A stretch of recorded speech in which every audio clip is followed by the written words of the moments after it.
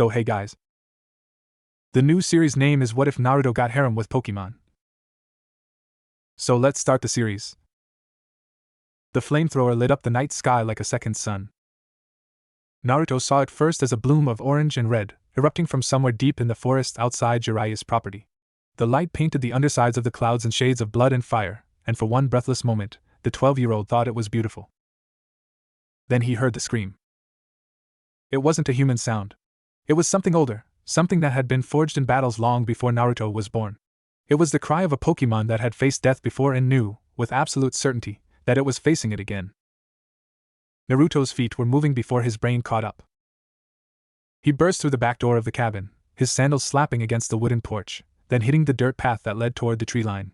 Behind him, he heard Jiraiya's voice, sharp, urgent, a tone the old trainer had never once used with him before, but Naruto didn't stop. He couldn't. The Vulpix at his heels ran faster. Kurama's small paws kicked up dust as he sprinted beside Naruto, his six tails streaming behind him like a banner of copper fire. The little fox Pokemon's fur was already bristling, embers crackling along his spine, his golden eyes fixed on the trees ahead with an intensity that made Naruto's stomach clench. They found the Greninja at the edge of the clearing. The massive water type was on its knees. Naruto had never seen Jiraiya's partner like this. In every story the old trainer had told him, tales of gym battles and championship matches, of narrow escapes and impossible victories, Greninja had always been described as untouchable. A blur of speed and precision. A Pokemon that had never once fallen in battle. Now the frog Pokemon's dark blue skin was scored with burns. His great tongue scarf hung limp and singed. One arm was pressed against his chest at an unnatural angle, and his breathing came in wet, shuddering gasps that made Naruto's own chest ache in sympathy. But it was the wound on Greninja's side that stopped Naruto's heart. It wasn't a burn. It wasn't a cut. It was a puncture. Something had torn into the Greninja. Something with claws or fangs or something worse. The wound was rimmed with black, not blood, not bruise, but something that seemed to drink in the moonlight, that pulsed with a wrongness that made Naruto's vision swim when he tried to look at it directly. Greninja! Naruto's voice cracked as he shouted, breaking through the silence of the clearing. He stumbled forward, his hands outstretched, every first aid lesson Jeriah had ever taught him suddenly a jumble in his head. Greninja's red-rimmed eyes found his. For a moment, the Pokemon's gaze was clear. Focused. In that look, Naruto saw something that would haunt him for years, not fear, not pain, but warning. Greninja was trying to tell him something. Trying to push him back. Then the light in those eyes flickered. Greninja's body swayed. His uninjured arm reached out, fingers splayed against the earth, as if trying to anchor himself to something solid. His chest heaved once, twice, and then he fell. Naruto caught him. Or tried to. The Greninja was twice his size, all lean muscle and dense bone, and the weight of him drove Naruto to his knees in the damp grass. But he held on. He wrapped his arms around the Pokemon's shoulders and held on, feeling the rapid flutter of a heartbeat against his own chest, feeling the cold seep of blood soaking through his shirt. "Stay with me," Naruto whispered. "Please! Stay with me." Kurama pressed himself against Greninja's side, a soft whine escaping his throat.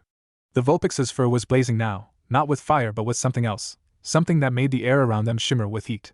He was trying. He was trying to help in the only way he knew how. Jeriah arrived 5 seconds later.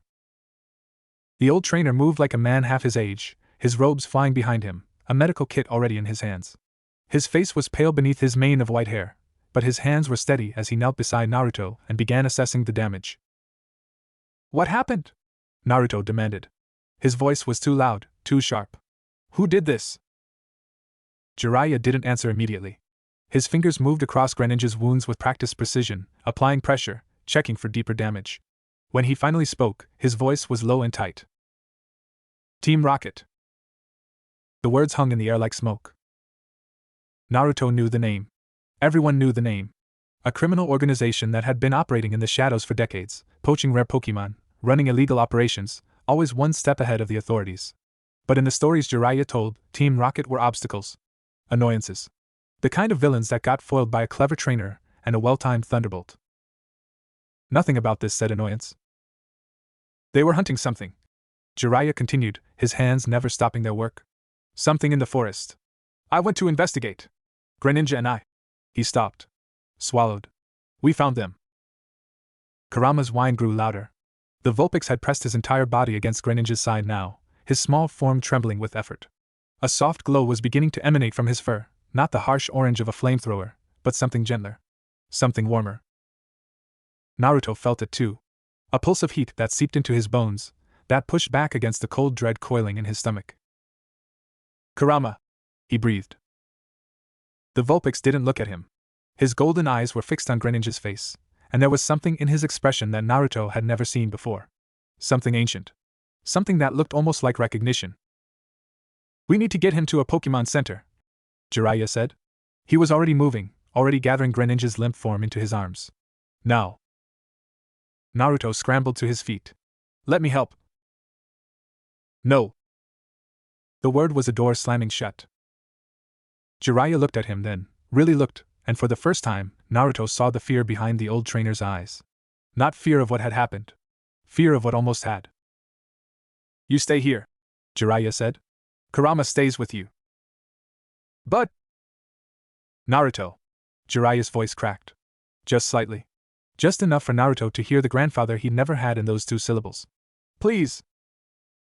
And then he was gone, Greninja's dark form cradled against his chest, moving through the trees with a speed that belied his age.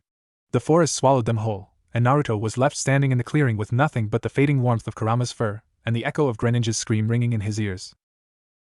He stood there for a long time. The moon had moved across the sky by the time he finally moved. His legs carried him back toward Jiraiya's cabin on autopilot, his mind still stuck in that moment, the moment when Greninja's eyes had found his, when he'd seen the warning in them. "Run," those eyes had said. "Don't look back." But Naruto had never been good at running. The cabin was dark when he got back. Naruto didn't bother with the lights. He found his way to the small room Jeriah had set up for him, the room where his bags were already packed for the journey that was supposed to start tomorrow. His trainer's license. His Pokédex, waiting to be activated. The empty Pokeballs that were supposed to be filled with dreams. He sat on the edge of the bed and stared at them. Kurama jumped up beside him, curling into a tight ball against his thigh. The Vulpix was exhausted. Naruto could see it in the droop of his tails, and the way his flames had dimmed to embers. Whatever Kurama had done in the clearing had taken something out of him. Something important. "You okay?" Naruto asked softly. Kurama's only response was to press his nose against Naruto's palm. They sat like that for what felt like hours. Naruto's hand moved automatically, stroking the soft fur between Kurama's ears, feeling the steady rhythm of the Vulpix's breathing slowly evening out. The familiar motion grounded him. Kept him from flying apart into all the fears that were clawing at the edges of his mind. Greninja could die. The thought came out of nowhere, sharp and brutal. Naruto's hand stilled. He'd never really thought about death before. Not like this. He knew, intellectually, that Pokémon could be hurt. He'd seen training accidents, watched battles that ended in bruises and exhaustion. But this was different. This was something that had looked at Greninja, at a Pokémon that had faced 100 battles and walked away from every single one, and had decided to tear him apart. And Jeriah had been there. If Jeriah had been a second slower. If Greninja hadn't been there to protect him. If... "Stop it!" Naruto muttered to himself. He pressed the heels of his hands against his eyes until he saw stars. "Stop it, stop it, stop it!" But the thoughts didn't stop. They circled like Beedrill, each one finding a new opening, a new way to sting. Tomorrow was supposed to be the start of everything. Tomorrow, he was supposed to walk into Professor Oak's lab and officially begin his journey as a Pokémon trainer. He was supposed to be excited. He was supposed to be nervous about gym battles and catching his first wild Pokémon, and proving that he was more than just Minato Namake's son. Instead, he was sitting in the dark, waiting to find out if Jiraiya's Pokémon was going to live. Kurama shifted beside him. The Vulpix raised his head, golden eyes gleaming in the darkness, and let out a soft bark, not loud enough to wake the neighbors, but loud enough to pull Naruto out of his spiral. "Yeah," Naruto said quietly. "Yeah, you're right. We don't know anything yet." He looked down at his hands. They were still stained with Greninja's blood. "I should wash up," he said, but he didn't move. Instead, he found himself thinking about the journey ahead. About the path that stretched out from Pallet Town to Veridian City, through Veridian Forest to Pewter City, across mountains and rivers and fields. It was a route that thousands of trainers had taken before him. A route his father had taken, once, a lifetime ago. He dreamed about that route for years. He mapped it out in his head 100 times, imagined the Pokémon he'd meet, the battles he'd win, The moment when he'd finally step into the Indigo Plateau and prove to everyone, to his parents, to the world, to himself, that he deserved to be there. But now, sitting in the dark with the echo of Greninja's screams still fresh in his ears, that dream felt different. It felt smaller. It felt like a child's game, played in the safety of a world where the worst thing that could happen was losing a battle. Tonight, Naruto had learned that there were worse things. Kurama's warmth pressed against his side, and Naruto let himself lean into it. He let his eyes close, just for a moment. Just to rest. When he opened them again, the first light of dawn was creeping through the window, and Jeriah was standing in the doorway. The old trainer looked like he'd aged 10 years overnight. His white hair was disheveled, his clothes rumpled and stained. Dark circles carved hollows beneath his eyes, and there was a tremor in his hands that Naruto had never seen before. But when he saw Naruto awake, something in his expression softened. "He's stable," Jeriah said, and the words hit Naruto like a wave. Relief so intense it almost hurt. "The Pokemon Center in Veridian got to him in time. He's still critical, but they think he'll pull through." Naruto let out a breath he didn't know he'd been holding. Beside him, Kurama's tails relaxed, the tension draining from his small body. "But?" Naruto heard himself ask. Jiraiya's jaw tightened. "But whatever they used on him, whatever that wound was, it's not healing normally. The center's best doctors are working on it, but they've never seen anything like it." The black-rimmed wound. The wrongness that had made Naruto's vision swim. He'd known somehow that it wasn't ordinary. "Who were they?" Naruto asked. "What were they hunting?" Jeriah moved into the room, lowering himself onto the edge of Naruto's bed with a grunt of exhaustion. For a long moment, he just sat there, staring at his hands. When he finally spoke, his voice was barely above a whisper. "There are rumors," he said slowly, "that Team Rocket has been experimenting. Trying to create something new. Something that isn't supposed to exist." Naruto's blood ran cold. "Create?" "I don't know the details. I don't want to know." Jeriah looked up, and in his eyes, Naruto saw something he never expected to see there: fear. But whatever they had in that forest last night, it wasn't like any Pokemon I've ever faced. It was fast. Brutal. And it was looking for something. "Greninja?" "No." Jeriah shook his head. "Something else. Something it didn't find." The silence that followed was heavy. Naruto felt like he was standing at the edge of a cliff, looking down into darkness he couldn't see the bottom of. "The journey," he said finally. "My journey. I should postpone it. Stay here. Help with Greninja, help you figure out what Team Rocket is doing." "No." Jiraiya's voice was firm now. "Certain. You leave today, like we planned." "But..." "Naruto." Jeriah reached out, placing a hand on his shoulder. The grip was stronger than Naruto had expected. "I didn't tell you this story to scare you off. I told you because you need to understand. The world out there, it's not a game. It's not just gym battles and badges and becoming champion. There are real dangers. Real consequences. And if you're going to face them, you need to be ready." "I am ready," Naruto said, and he wanted it to be true. He wanted it more than anything. Jeriah studied him for a long moment. Then he smiled, a small, tired smile that didn't quite reach his eyes. "You've got your father's stubbornness," he said, "and your mother's fire. That's a good combination." He squeezed Naruto's shoulder once, then let go. "I've got something for you. Wait here." He left the room, and Naruto heard him moving through the cabin, opening drawers, muttering to himself. Kurama looked up at Naruto with an expression that clearly said, "What is he doing?" "I don't know," Naruto admitted. When Jeriah returned, he was carrying a small pokeball. It was different from the standard red and white models. This one was blue and silver, with a pattern on it that Naruto recognized as the symbol of the Rain Village Gym, where Jeriah had gotten his start as a trainer decades ago. "I was saving this for the right moment," Jeriah said, holding the pokeball out. "But after last night, it feels like now is the time." Naruto took the ball with trembling hands. It was heavier than he'd expected, warm against his palm. "This was supposed to be your father's," Jeriah said quietly. "A Froka from the breeding program at the Rain Village. But Minato had already started his journey by the time it was ready, and he said he wanted you to have it instead." He paused. "I've been holding on to it for 12 years, waiting for you to be old enough." Naruto stared at the pokeball in his hands. His father's Pokemon. A Pokemon that had been waiting for him since before he was born. "I can't." His voice cracked. "This is too much. After what happened to Greninja, you should..." I have Greninja, Jeriah said firmly. When he's better, he'll still be mine. But this one. He nodded at the Pokeball. This one was always meant for you. Naruto's thumb found the release button. He pressed it. White light filled the room, coalescing into a small shape on the floor in front of him. When it faded, Afroka was looking up at him with curious black eyes. The little water type was smaller than Naruto had expected, barely a foot tall, with pale blue skin and a white face that made him look like he was wearing a mask. Bubbles clung to his throat and legs, the signature of his species, and his large eyes blinked slowly as he took in his surroundings. He looked at Naruto, then at Kurama, then back at Naruto. Kero, he said, and there was something in his voice that sounded almost like a question. Naruto knelt down, bringing himself to the Froka's level. Hey, he said softly. I'm Naruto. And this is Kurama. He gestured at the Vulpix, who had sat up and was watching the newcomer with guarded curiosity. I guess we're going to be partners. The Froka tilted his head. His eyes, those big, expressive eyes, studied Naruto's face for a long moment. Then he hopped forward, landing neatly on Naruto's knee, and let out a soft croak that Naruto chose to interpret as acceptance. Gamakichi, Naruto said suddenly.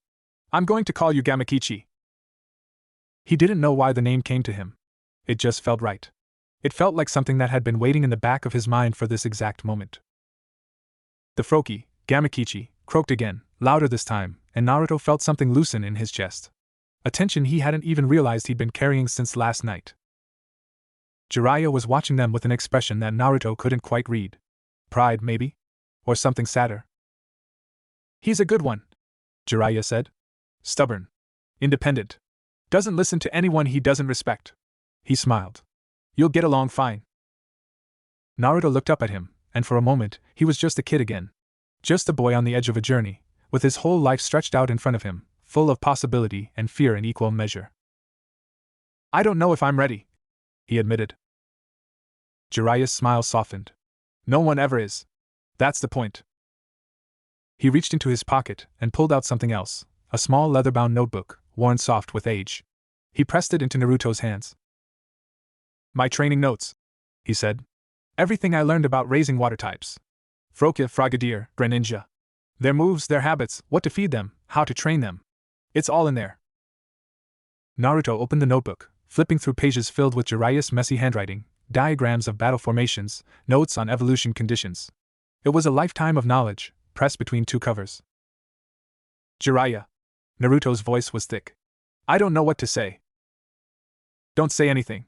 Jeriah ruffled his hair, and for a moment, he was just the old man who told him stories by the fire, who taught him how to throw a pokeball, who'd been there for every birthday and every bad day. Just go out there and be better than me. That's all I ask. He stepped back, and the moment passed. The cabin was suddenly too quiet, too empty, as if it already knew that Naruto was leaving. You should get going, Jeriah said. Professor Oak's expecting you, and you've got a long day ahead. Naruto nodded. He looked down at Gamakichi, still perched on his knee, and at Kurama, who had moved to stand beside him, pressed against his leg. His team. His partners. He took a deep breath. Okay, he said. Let's go. The morning sun was bright over Pallet Town, painting the rooftops gold and chasing away the shadows of the night before. Naruto walked through the quiet streets with Kurama at his heels and Gamakichi riding on his shoulder, the Froka's small weight a constant, grounding presence. He tried to hold on to the feeling of the morning, the crisp air, the distant sound of wild Pidgey calling to each other, the familiar sight of the town where he'd grown up. He tried to pretend that everything was normal, that last night had been a nightmare he was finally waking up from. But he couldn't stop thinking about Greninja's scream. He couldn't stop thinking about the look in Jiraiya's eyes when he'd said Team Rocket. And he couldn't stop thinking about what Jeriah had said about things that weren't supposed to exist. Professor Oak's lab was at the edge of town, a sprawling complex of research buildings and training fields that Naruto had visited a dozen times before. But today, there was a crowd gathered outside. A group of new trainers, just like him, waiting to receive their first Pokémon. Naruto recognized some of them. Kiba Inuzuka, loud and brash, with a Poochyena already at his side. Shino Aburame, quiet and still, a case of bug-type Pokeballs strapped to his belt. Hinata Hyuga, shy and small, clutching a Pokédex to her chest like a shield. And there, standing slightly apart from the others, was Sasuke Uchiha. Naruto had known Sasuke since they were kids. Their parents had been friends once, before the Uchiha family had withdrawn from the world, before the rumors started, before something dark had settled over the Uchiha household like a storm that never broke. Now Sasuke was a ghost in his own life, moving through Pallet Town with an intensity that made people step out of his way. He was tall for his age, with dark hair and darker eyes that seemed to see right through everything. He wore black, like he was already in mourning for something that hadn't happened yet. And when he looked at Naruto, there was nothing in his expression, not recognition, not hostility, just nothing. Sasuke, Naruto said because it felt wrong not to acknowledge him. Sasuke's eyes flickered to him for a moment, then away. He didn't respond. He didn't need to. The message was clear: you're not worth my time. Naruto felt something hot flare in his chest. It wasn't anger, exactly. It was something sharper. Something that had been building for years, every time Sasuke looked through him like he was made of glass. We'll see, Naruto muttered under his breath. We'll see who's not worth whose time. Kurama let out a soft growl, his eyes fixed on Sasuke. The Vulpix had never liked him. Had always bristled whenever Sasuke was near, his tails lashing, his fur warming with banked fire. Gamakichi, for his part, just blinked slowly, his big eyes moving between Naruto and Sasuke with an expression that might have been curiosity, or might have been boredom. It was hard to tell with Froke. Professor Oak came out of the lab a few minutes later, a tall man with silver hair and kind eyes that crinkled when he smiled. He looked over the group of new trainers, and when his gaze landed on Naruto, something in his expression shifted, a flicker of something that might have been concern or recognition. Naruto, he said, beckoning him forward. A word before you go. Naruto followed him into the lab, leaving the other trainers outside. The building was cool and quiet, filled with the soft hum of computers and the distant sounds of Pokemon in their habitats. Oak led him to a small office at the back, where a Pokédex and a set of empty Pokeballs were waiting on the desk. I heard about what happened last night, Oak said quietly, closing the door behind them. Is Jiraiya's Greninja going to be okay? They think so. Naruto's voice came out rougher than he intended. But it was close. Oak nodded slowly, his face grave. Team Rocket has been getting bolder. More dangerous. I've been in contact with the Indigo League about it, but... He sighed. There's only so much we can do without proof. Is that what this is about? Naruto asked. You want me to watch out for them? I want you to be careful. Oak picked up the Pokédex, turning it over in his hands. Your father and mother, they're legends, Naruto. But they didn't become legends by being reckless. They became legends by knowing when to fight and when to walk away. He held the Pokédex out to Naruto. This will record everything you encounter on your journey. Every Pokemon you meet, every battle you fight. If you see something strange, something that doesn't fit, I want you to record it. Can you do that? Naruto took the Pokédex. It was lighter than he'd expected, sleek and modern, with a screen that flickered to life at his touch. I can do that, he said. Oak smiled, but there was something sad in it. I know you can. You're Minato and Kushina's son. You've got good instincts. He paused. Just remember, being a trainer isn't just about strength. It's about the bonds you build. The trust you earn. The Pokemon you meet along the way. Naruto looked down at Kurama, pressed against his leg, and at Gamakichi, still perched on his shoulder. He thought about Greninja, fighting to protect Jeriah. He thought about the scream that had torn through the night, and the silence that had followed. I know, he said. Oak studied him for a moment longer, then nodded. Then you're ready. He led Naruto back outside, where the other trainers were waiting. There was a murmur of excitement as Naruto emerged, whispers about who he was, whose son he was, what Pokemon he'd gotten. Naruto tried to ignore them, but the words stuck to him like burrs. The Hokage's son. He'll probably get special treatment. His dad was the youngest champion in 100 years. Bet he doesn't even have to try. He felt his jaw clench. Felt Kurama's fur heat up beside him. Let them talk, he told himself. Let them say whatever they want. I'll prove them wrong. All of them. He was so focused on the whispers that he almost didn't notice the figure waiting at the edge of the crowd. A man in green, with silver hair and a mask that covered the lower half of his face. A herdier sat at his feet, its nose twitching, its eyes fixed on Naruto with an intensity that made the hairs on the back of his neck stand up. He'd seen that man before. Around town. At the edge of training fields. Always watching, always silent. Their eyes met across the crowd, and for a moment, Naruto felt like he was being weighed. Measured. Found something. Then the man was gone, melting into the crowd like he'd never been there at all. Kurama growled softly, his fur still warm. I saw him, Naruto murmured. Don't worry. But he couldn't shake the feeling that those eyes were still watching him. That they would be watching him for a long time to come. Professor Oak called the group together, giving a speech about responsibility and respect, about the bonds between trainers and Pokemon, about the journey that lay ahead. Naruto listened, but his mind was elsewhere. On Greninja, fighting for his life in a Pokemon center somewhere. On Jeriah, alone in his cabin, waiting for news. On the thing in the forest, the thing that shouldn't exist, that had torn through a champion's Pokemon like it was nothing. And on the path that stretched out before him, from Pallet Town to Veridian City, from Veridian Forest to Pewter City, from here to everywhere. Your journey begins now, Oak said, and the crowd of new trainers erupted into cheers. Naruto looked at Kurama. At Gamakichi. At the road that led out of Pallet Town and into the unknown. He thought about what Jeriah had said, go out there and be better than me. He thought about what Oak had said, know when to fight and when to walk away. And he thought about Greninja's eyes, clear and focused, warning him away. Run, those eyes had said. Don't look back. But Naruto had never been good at running. He took a step forward. Then another. And the journey began. Route 1 stretched out from Pallet Town like a green ribbon, winding through fields of tall grass and clusters of oak trees toward the distant silhouette of Veridian City. It was a route that thousands of trainers had walked before, a route that had seen 1,000 first steps, 1,000 dreams launched into the sky like Pidgey taking flight. Naruto had been walking for 3 hours, and he was already exhausted. It wasn't the physical exertion, though his legs were starting to ache and his shoulders were sore from carrying his pack. It was the constant alertness. The way his eyes kept scanning the treeline, expecting something to leap out. The way his hand kept drifting toward the pokeballs at his belt, even when the only thing rustling in the grass was a Rattata scurrying for cover. He kept hearing Greninja's scream. Every time the wind picked up, every time a bird Pokemon called out from the canopy, every time a branch snapped under his own feet, his brain filled in the gaps, painted the sound back into the world, and he had to stop, had to breathe, had to remind himself that he was on Route 1, not in Jeriah's forest, that the danger had passed.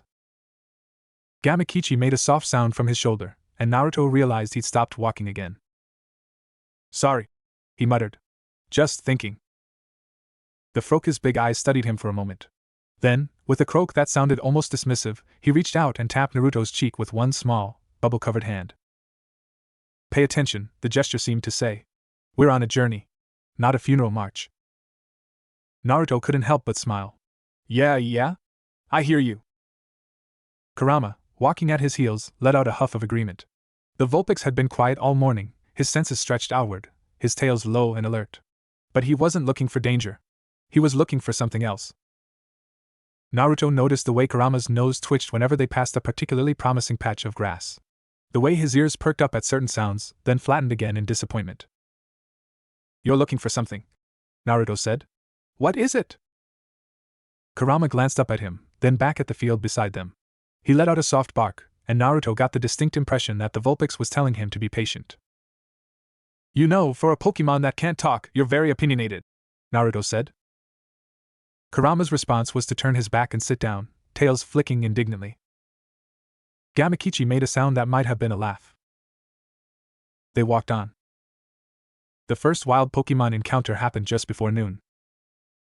Naruto had been so focused on watching the treeline, on expecting something dangerous, that he almost missed a Pidgey pecking at the ground 10 feet in front of him. It was small, even for a Pidgey, its feathers a mottled brown and cream, its wings folded tight against its sides as it hunted for seeds. Kurama's ears went up. His body dropped into a crouch, tails spreading, a low growl building in his throat. Wait, Naruto said, his hand shooting out to stop the Vulpix. Let me think. He'd imagined this moment 100 times. The first wild encounter. The first battle. The moment when he proved he was a real trainer, capable and confident, ready for anything the world threw at him. Now that it was here, all he could think about was Greninja's wound. The black rim tear in his side. The way he'd fallen. What if I mess up? He heard himself whisper. What if I do something wrong and... Kurama's growl cut off. He turned to look at Naruto, and there was something in his golden eyes that Naruto had never seen before. Something that looked almost like disappointment.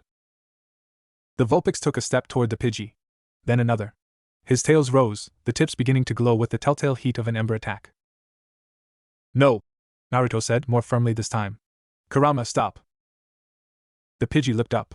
For a moment it froze, its small body going rigid as it registered the threat. Then it was airborne, wings beating furiously, a terrified cry escaping its beak as it fled into the trees. Kurama watched it go. Then he turned back to Naruto, and the look he gave him was pointed. You let it get away. I know, Naruto said quietly. I know. He stood there for a moment, staring at the spot where the Pidgey had been. The grass was flattened where it had been pecking. A few seeds scattered across the dirt. Evidence of a life that had been going about its business until Naruto Uzumaki had blundered onto the scene, too scared to act, too frozen to do anything but watch. Some trainer he was. Gamakichi's weight shifted on his shoulder. The Froka leaned forward, peering into Naruto's face, and let out a questioning croak. I'm fine, Naruto said automatically. I need to be better. That's all. But even as he said it, he wasn't sure he believed it. They made camp that night at a small clearing just off the main route. There were other trainers nearby. Naruto could see the glow of their campfires through the trees, hear the distant sound of laughter and conversation. Normal sounds. Journey sounds. He sat with his back against a tree, Kurama curled in his lap, Gamakichi perched on a rock nearby. The Froka was practicing his water gun, shooting small, precise streams at a fallen log, his movements fluid and controlled. Jiraiya's notes said that Froka needed constant practice to keep their bubble sacks healthy, and Gamakichi had taken to the training with an intensity that surprised Naruto. You're good at that, Naruto said, watching the Froka nail the same spot on the log 3 times in a row. Gamakichi paused, glancing back at him. His expression was unreadable. Froka always looked a little like they were judging you, but Naruto thought he saw a flicker of something like satisfaction in those dark eyes. I wish I was that good at something, Naruto muttered. Kurama's ears twitched. He lifted his head, golden eyes finding Naruto's face, and let out a soft whine. I know, Naruto said, scratching behind the Vulpix's ears. I know I'm not bad at anything. But I'm not great either. I'm just the guy who froze up when a Pidgey looked at him. He thought about Sasuke, back at Professor Oak's lab. The way he'd looked through Naruto like he wasn't there. The way the other trainers had whispered, the Hokage's son. The weight of that name, pressing down on him, reminding him of everything he was supposed to be. Minato Namikaze. Youngest champion in 100 years. The man who redefined what it meant to be a trainer. Kushina Uzumaki. The Crimson Flash. The woman who conquered the Jado Gym circuit in a single season. And then there was Naruto, who couldn't even catch a Pidgey.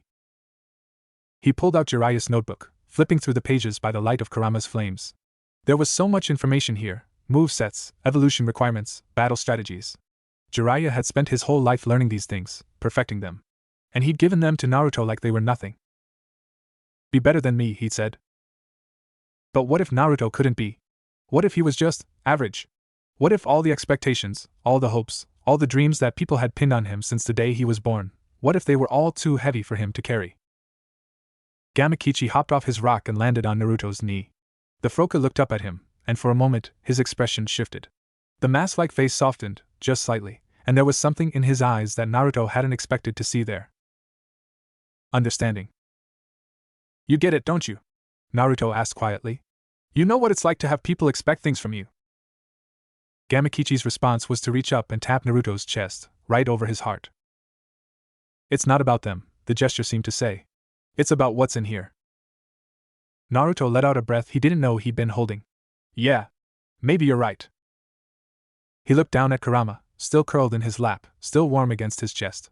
At Gamakichi, small but steady, already proving himself in ways Naruto hadn't expected. His team. His partners. They believe in me, he said softly. That's something, right? The stars came out one by one, scattered across the sky like seeds waiting to grow. And Naruto sat with his Pokemon, letting their warmth seep into his bones, letting the quiet of the night settle around him like a blanket. Tomorrow, he would do better. Tomorrow, he would be the trainer his Pokemon deserved. Tonight, he let himself rest. He woke to the sound of screaming. Naruto's eyes snapped open. Kurama was already on his feet, fur blazing, teeth bared at the darkness beyond the clearing. Gamakichi had vanished from his perch, but Naruto spotted him a moment later, crouched low to the ground, his bubble sack pulsing with ready water. The screaming came again. Hi. Yum. Terrified. It was coming from the other camp. Naruto was moving before he could think, crashing through the underbrush toward the sound. Kurama ran beside him, a blur of fire and fury. Gamakichi kept pace on his shoulder, his small body tense, his eyes fixed on the chaos ahead. The camp was a wreck. A tent had been trampled, its fabric torn and tangled around a collapsed pole. A cooking fire had been scattered, embers still glowing in the grass where they'd fallen. And in the center of it all, a boy, maybe 10 years old, maybe younger, was backed against a tree, his arms wrapped around something small and green clutched to his chest. The beedrill were everywhere. Naruto counted 5 of them at first, then 7, their black and yellow bodies gleaming in the firelight, their stingers raised and dripping with venom. They moved in a swarm, circling the boy, herding him toward the tree, their wings beating a sound that was almost like laughter. They were hunting. Not defending. Not protecting their territory. Hunting. And the boy was their prey. Kurama didn't wait for a command. He launched himself forward, a stream of ember bursting from his mouth, cutting across the path of the nearest beedrill. The bug type screeched, veering away, its wings singed and smoking. But the others kept coming. "Gamakichi!" Naruto shouted. "Water gun, now!" The Froka was already moving. A jet of water shot from his mouth, precise and powerful, slamming into another beedrill and sending it spinning into the trees. Gamakichi followed up with another shot, then another, his attacks finding their marks with a precision that would have made Jeriah proud. But there were too many. The beedrill that Kurama had driven off was circling back, its compound eyes fixed on the Vulpix with murderous intent. 2 more were flanking left and right, cutting off any chance of retreat. And the largest of them, the one with a red marking on its abdomen that marked it as the swarm's leader, was hovering directly in front of the boy, its stingers raised for the killing blow. "No!" Naruto threw himself forward. He didn't have a plan. He didn't have a strategy. All he had was the absolute, unthinking certainty that he was not going to let that thing hurt a child.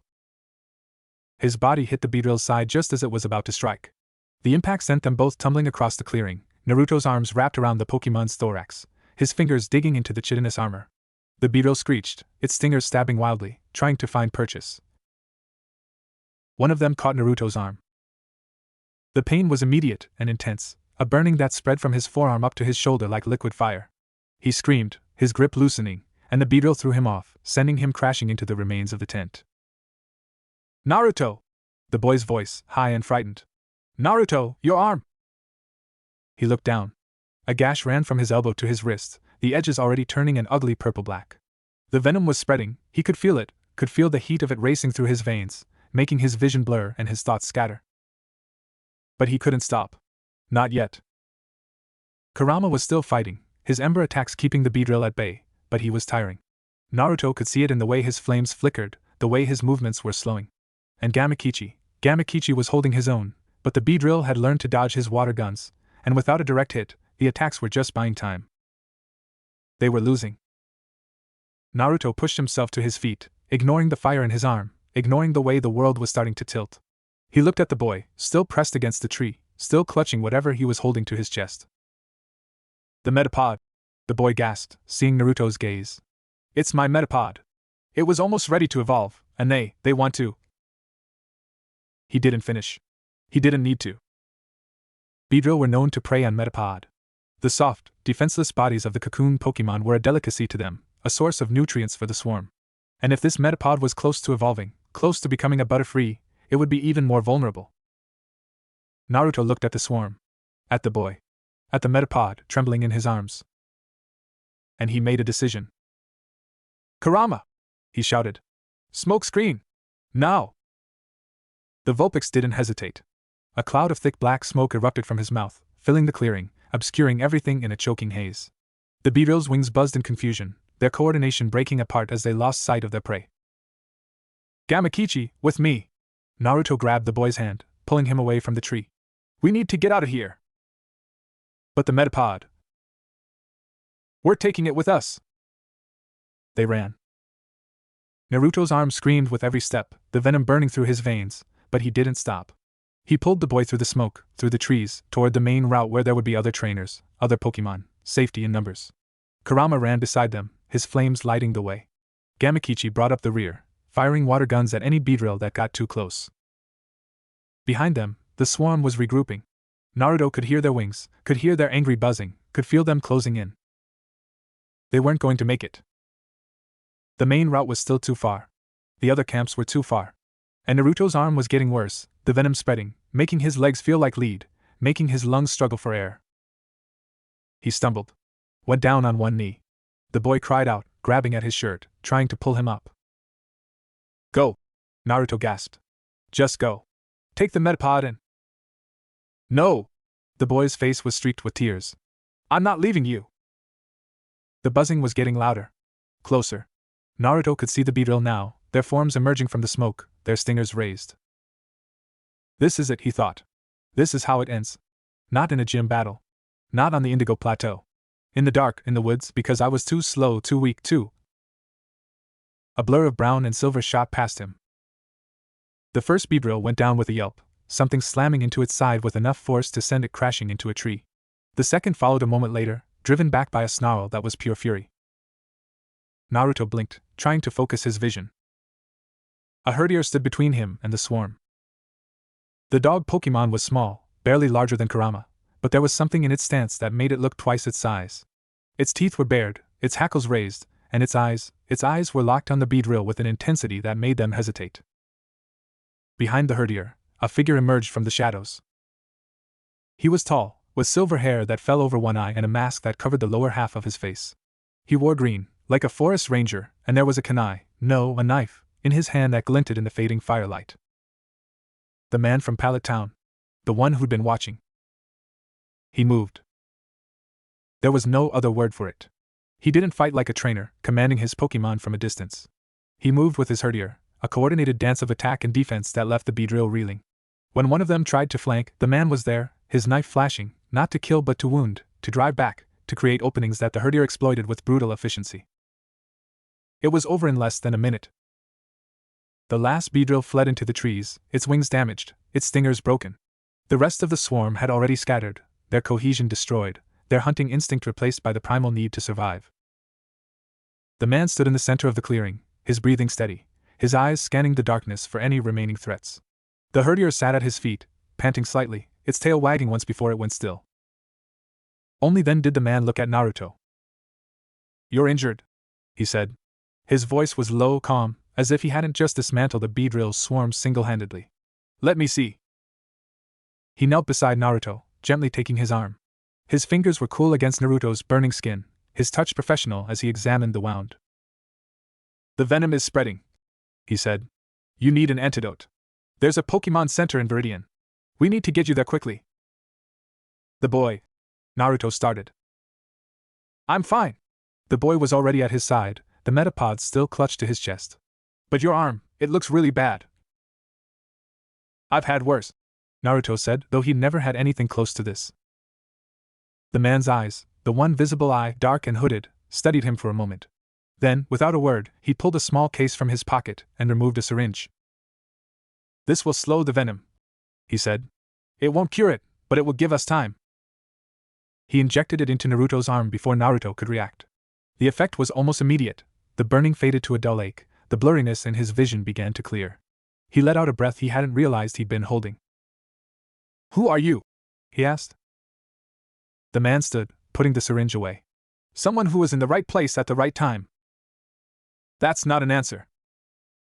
"No," the man agreed. "It isn't." He looked at the boy, then at the metapod in his arms. "You should come with us. The beedrill won't attack again tonight, but they might regroup by morning." The boy nodded frantically. "Yes. Please. Thank you. Thank you so much." The man didn't acknowledge the thanks. He was already moving, heading toward the main route, his herdier trotting beside him. Naruto scrambled to his feet, grabbing his pack, whistling for Kurama and Gamakichi. They walked in silence for a while. The man set a brisk pace, not quite running but faster than a walk, and Naruto had to push himself to keep up. His arm throbbed with every step, but the antidote, whatever it was doing its job. He could think clearly. He could breathe. "You're Vulpix," the man said suddenly. He attacked first. Without a command. Naruto looked at Kurama, padding quietly at his heels. "Yeah. He saw the boy was in danger. He didn't wait for me to tell him what to do." "And the Froki? He followed your orders without hesitation." "He's a good partner." The man's visible eye flickered to Naruto, then away. "Good instincts. Both of them. You're lucky." "I know." They walked a few more steps. Then the man spoke again, his voice quieter now. "Your parents were the same way. Your father's Pokemon would fight for him without being told.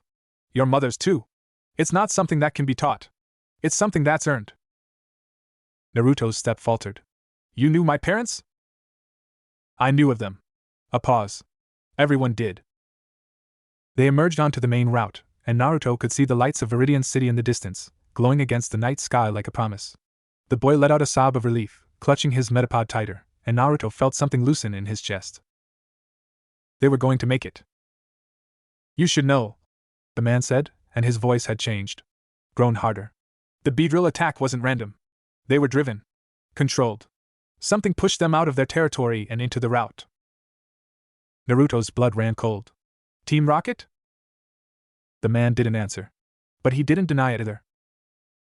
They reached the outskirts of Veridian City as the first light of dawn began to paint the sky. The Pokemon Center was a white building with a red roof, its doors open, its lights welcoming. The man guided them inside, speaking quietly to the nurse on duty, and within minutes, Naruto was sitting on a bed while a Chansey applied a proper antidote to his arm. The boy, his name was Konohamaru, he said, once the shock had worn off, sat in the chair beside him, his metapod finally resting in a pokeball at his chest.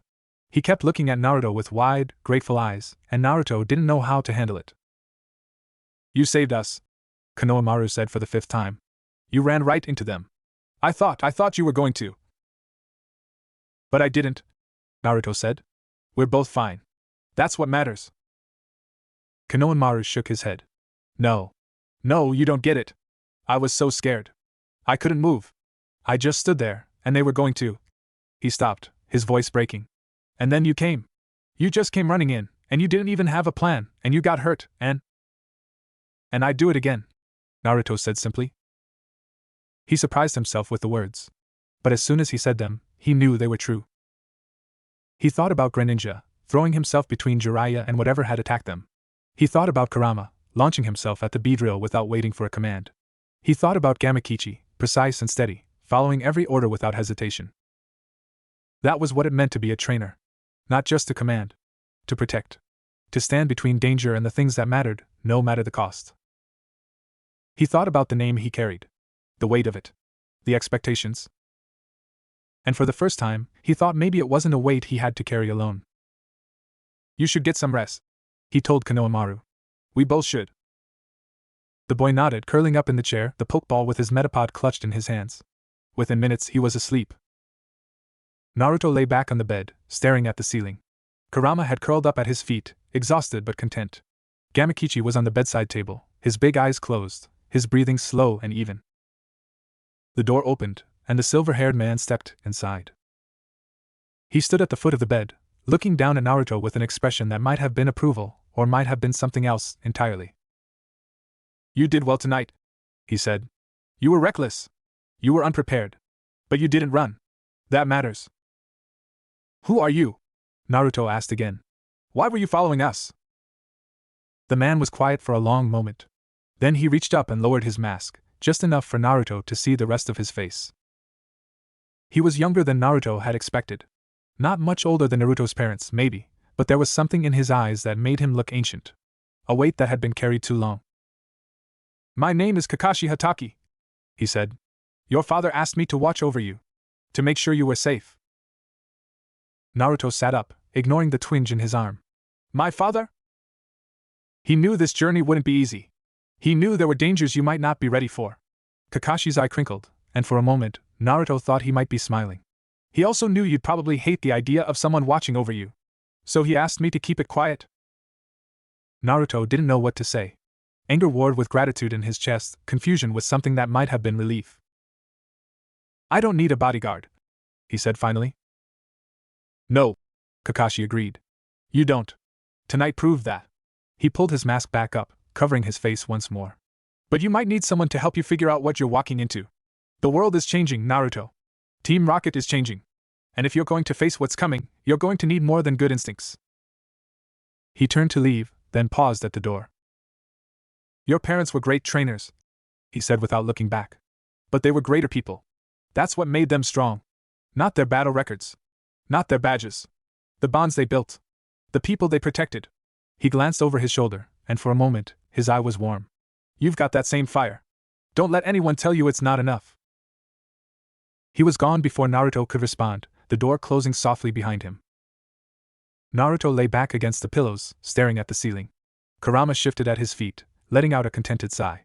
Gamakichi's breathing evened out, deep and peaceful. Tomorrow, they would rest. They would heal. And then they would continue the journey. But tonight, Naruto let himself feel something he hadn't felt since before Greninja fell. Hope. The nurses at the Pokemon Center wanted to be certain the beetle venom was completely gone from Naruto's system before they cleared him to continue his journey. Konohamaru, whose name Naruto learned was actually Konohamaru Sarutobi, the grandson of the third Elite Four member, stayed by his side the whole time, keeping him company, telling him stories about his grandfather's battles, showing him pictures of the Pokemon he hoped to catch someday. His Metapod evolved on the third night. Naruto woke to the sound of Konohamaru's excited shrieking and found a Butterfree perched on the headboard, its wings still damp from the cocoon, its large eyes blinking sleepily at the commotion. Konohamaru was crying and laughing at the same time, and when he hugged Naruto, it was with a fierceness that made Naruto's ribs ache. "She's beautiful," Konohamaru kept saying. "She's so beautiful. I can't believe it. I can't believe she's mine." Naruto watched the Butterfree spread her wings for the first time, watched the sunlight catch on the intricate patterns, and felt something swell in his chest.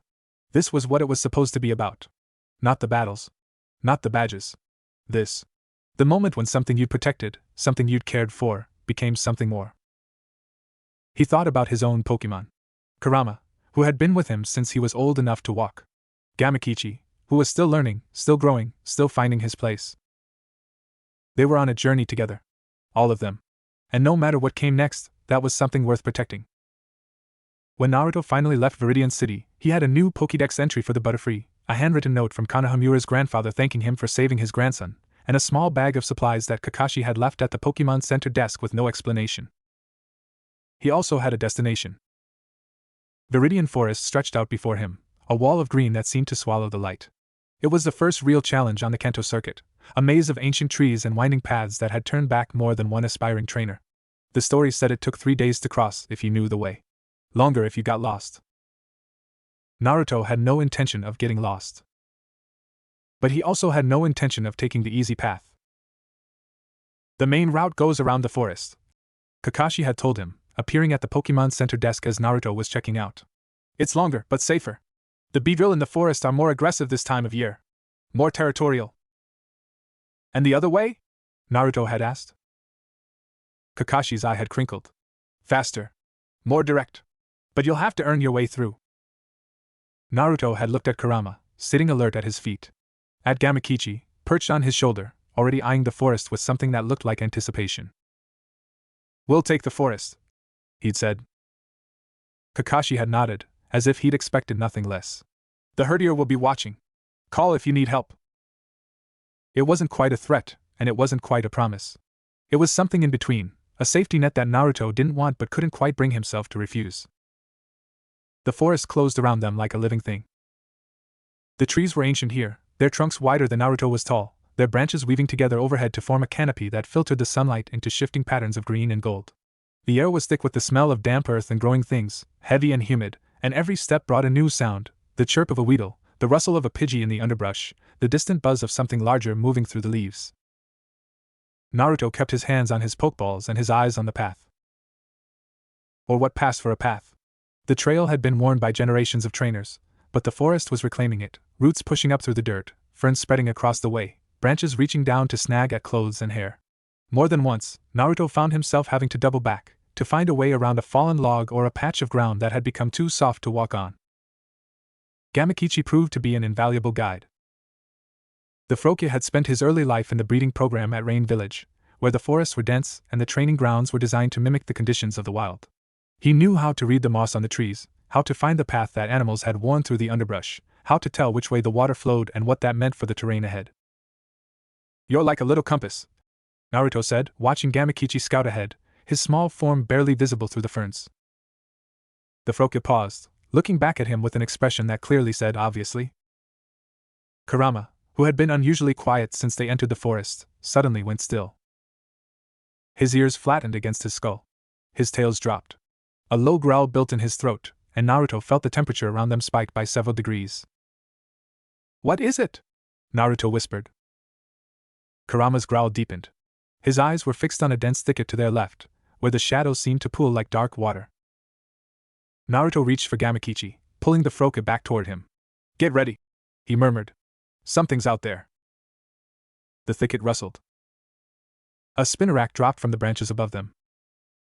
It was massive, twice the size of any spinnerack Naruto had seen in pictures, its legs spanning nearly 4 feet, its body marked with patterns that seemed to shift in the dappled light.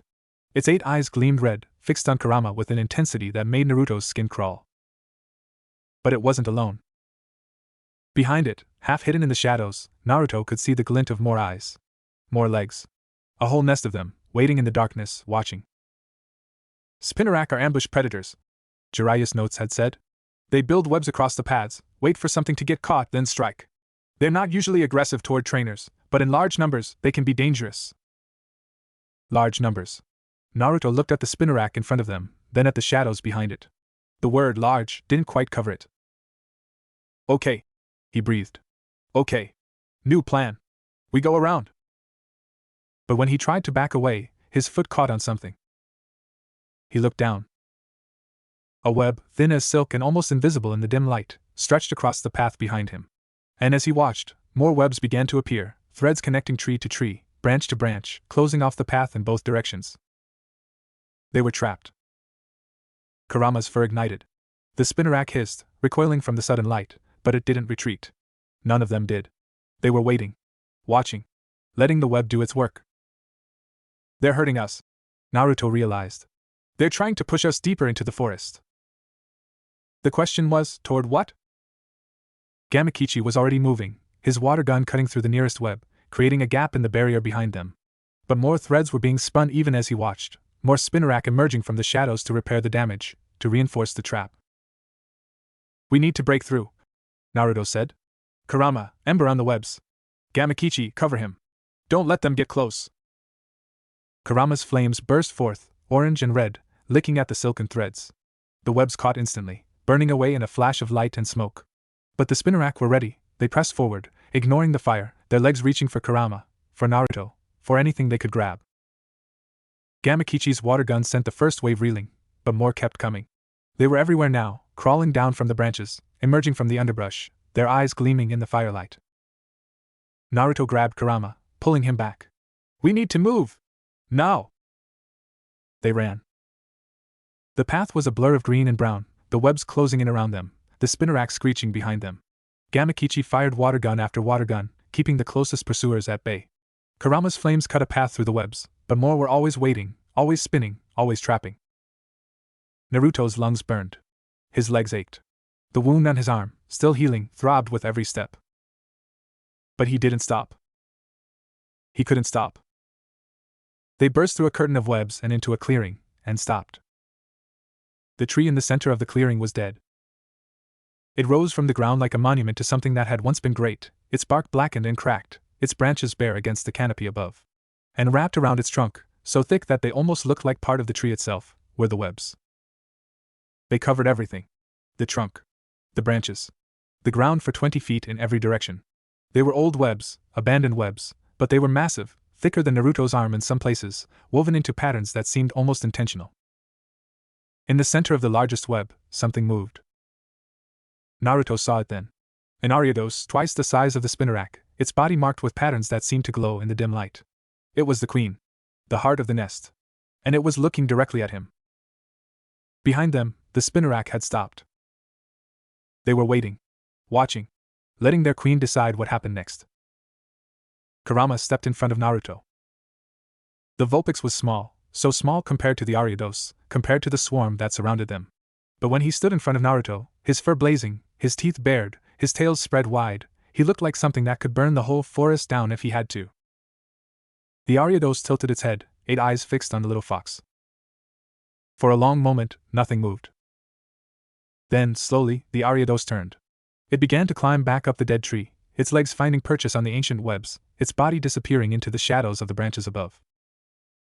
The spinnerack around them began to disperse. One by one, they retreated into the underbrush, back into the shadows, back to wherever they'd come from. Within a minute, the clearing was empty. Naruto let out a breath he didn't know he'd been holding. His legs gave out, and he sank to the ground, his back against a tree, his heart pounding so hard he could hear it in his ears. Kurama came and sat beside him, pressing his warm body against Naruto's side. The Vulpix's flames had dimmed to embers, but he was still alert, still watching the shadows, still ready. Gamakichi landed on Naruto's knee, his bubble sac pulsing gently. He let out a soft croak, and Naruto could have sworn it sounded like "Are you okay?" "Yeah," Naruto said, reaching out to scratch behind the Froke's head. "Yeah, I think so." He looked at the dead tree, at the massive web still wrapped around its trunk. The Ariados was gone, but he could feel it watching, somehow, waiting to see what they would do next. "Why did it let us go?" he wondered aloud. Kurama made a sound that might have been "Who cares? Let's get out of here." But Gamakichi was staring at the tree, his head tilted, his expression thoughtful. He let out a series of croaks, low and serious, and Naruto wished more than ever that he could understand what the Froke was saying. "You think it was testing us?" Naruto asked. "Seeing if we were worth the fight?" Gamakichi nodded slowly. Naruto looked at the path ahead, the path that led deeper into the forest. They could go back. They could take the long way around, the safer route, the path that Kakashi had recommended. But something in him, something that had been there since the night Greninja fell, since the moment he'd run into the beetle swarm, since he'd stood in front of Konohamaru and refused to run, something in him said no. "We keep going," he said. "Through the forest. The way we planned." Kurama looked up at him, golden eyes questioning. "We didn't come this far to turn back now," Naruto said. And he believed it. He had to believe it. They rested for an hour in the clearing. Naruto ate a cold meal from his pack, sharing bits of dried fruit with Kurama and a small portion of Pokemon food with Gamakichi. The forest was quiet around them, the usual sounds of wild Pokemon muted, as if the whole place was holding its breath. When they finally moved on, Naruto kept his eyes on the path ahead and his hand on Kurama's fur. They walked in silence, the only sounds the crunch of their footsteps on the forest floor and the occasional whisper of whine through the leaves above. The spinnerack didn't bother them again. But Naruto knew they were watching.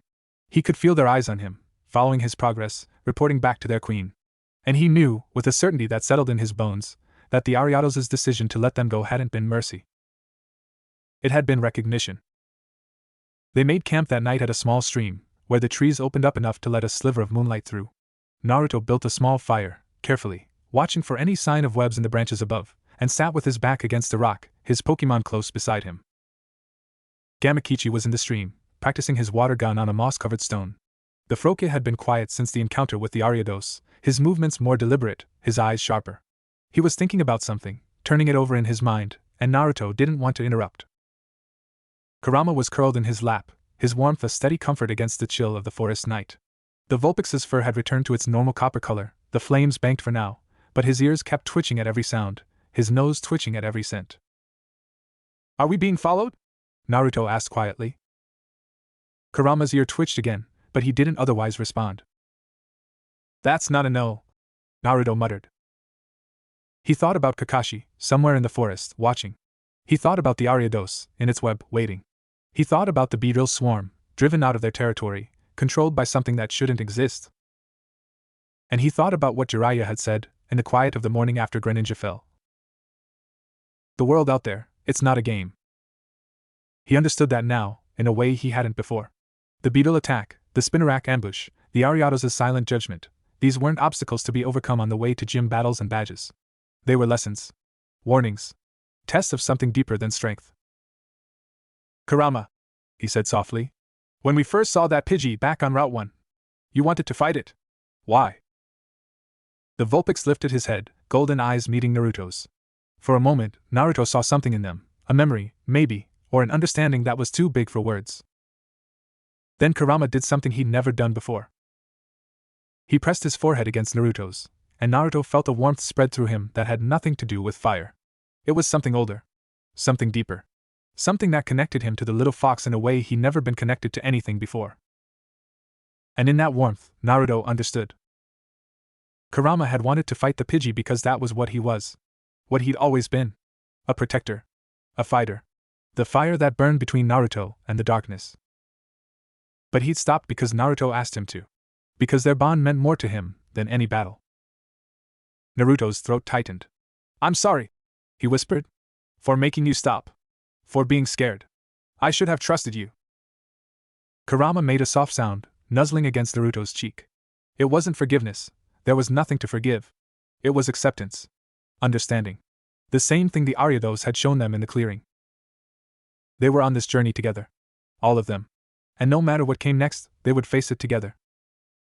Gamakichi hopped out of the stream, shaking water from his limbs, and joined them by the fire. He looked at Naruto, then at Kurama, and let out a soft croak that seemed to say, "I'm here too, you know." Naruto laughed, reaching out to pull the Frokia onto his knee. "Yeah. I know." He sat there with his Pokemon, watching the fire burn, listening to the sounds of the forest. Tomorrow they would reach the end of Veridian Forest. Tomorrow they would see Pewter City, take on their first gym, face their first real test as a team. But tonight, Naruto let himself be grateful. For the warmth of Kurama's fur. For the steady presence of Gamakichi on his knee. For the bond they shared, the bond that was growing stronger with every step, every battle, every moment they chose to stand together instead of apart. He thought about the weight of his name. The expectations. The legacy he was supposed to live up to. And for the first time, he thought maybe it wasn't about living up to anything. Maybe it was about becoming something new. Something that was his. Something that belonged to him and his Pokemon, and no one else. He closed his eyes, letting the fire's warmth seep into his bones, and dreamed of flames that burned without consuming, of paths that led to places he'd never imagined, of a future that was waiting for him to reach out and take it. They reached the end of Veridian Forest on the third day. The trees began to thin as they walked, the canopy opening up to let in more light, the air growing cooler and less humid. Naruto could see the shape of mountains in the distance, the peaks shrouded in mist, and between them, the buildings of Pewter City, gray and solid against the green of the forest. He stopped at the edge of the tree line, looking back at the forest behind him. It had been 3 days of constant vigilance, of narrow paths and hidden dangers, of tests that had pushed him to his limits and beyond. But he'd made it. They'd made it. And somewhere in the forest, he knew, the Ariados was watching. The Spinarak were returning to their webs, the Beevril were rebuilding their nest, the forest was settling back into its rhythms, waiting for the next trainer to test. "Thank you," Naruto said quietly, not sure who he was thanking. The forest. The Pokemon. The journey itself. Kurama pressed against his leg, looking up at him with bright eyes. Gamakichi let out a croak that sounded almost proud. Naruto smiled. "Okay. Let's go see what Pewter City has in store for us." They stepped out of the forest and into the light. Pewter City was everything Veridian Forest wasn't. The buildings were built from gray stone, quarried from the mountains that rose up behind the city like sleeping giants. The streets were wide and clean, lined with shops that catered to trainers, Pokemon centers, supply stores, gyms that were smaller than the main attraction but no less serious about their craft. And everywhere there were rocks. Rock Pokemon, mostly. Geodude lounged on street corners, their arms folded, their faces impassive. Onyx could be seen in the distance, their massive forms winding through the quarry outside the city limits, their scales catching the afternoon light. Even the city's mascot, a Rhyhorn carved from granite, stood in the central plaza, its horn pointing toward the mountains like a compass needle. But Naruto barely noticed any of it. Because the moment he stepped into the city, he saw Sasuke. The Uchiha heir was standing outside the Pokemon Center, his back against the wall, his arms crossed. A small Pokemon, a Charmander, Naruto realized with a start, sat at his feet, its tail flame flickering in the breeze. Sasuke's clothes were travel-worn, his hair disheveled, and there was a cut on his cheek that looked fresh. He was staring directly at Naruto. Their eyes met across the plaza, and Naruto felt the same chill he always felt when Sasuke looked at him. Not fear, exactly. Something sharper. Something that made his hands clench into fists, and his jaw tighten. "You made it," Sasuke said when Naruto was close enough to hear. His voice was flat, expressionless, as if he was stating a fact that held no particular interest for him. "You too," Naruto replied, matching Sasuke's tone. "Nice cut." Sasuke's hand went to his cheek, touching the wound absently. "Veridian Forest. A group of Spearow got aggressive." "You handled them?" "I handled them." Of course he did. Sasuke always handled things. He was the kind of trainer who made everything look easy, who moved through the world like it owed him something, who never seemed to doubt himself for a single second. Naruto hated it. "You're here for the gym," Naruto said. It wasn't a question.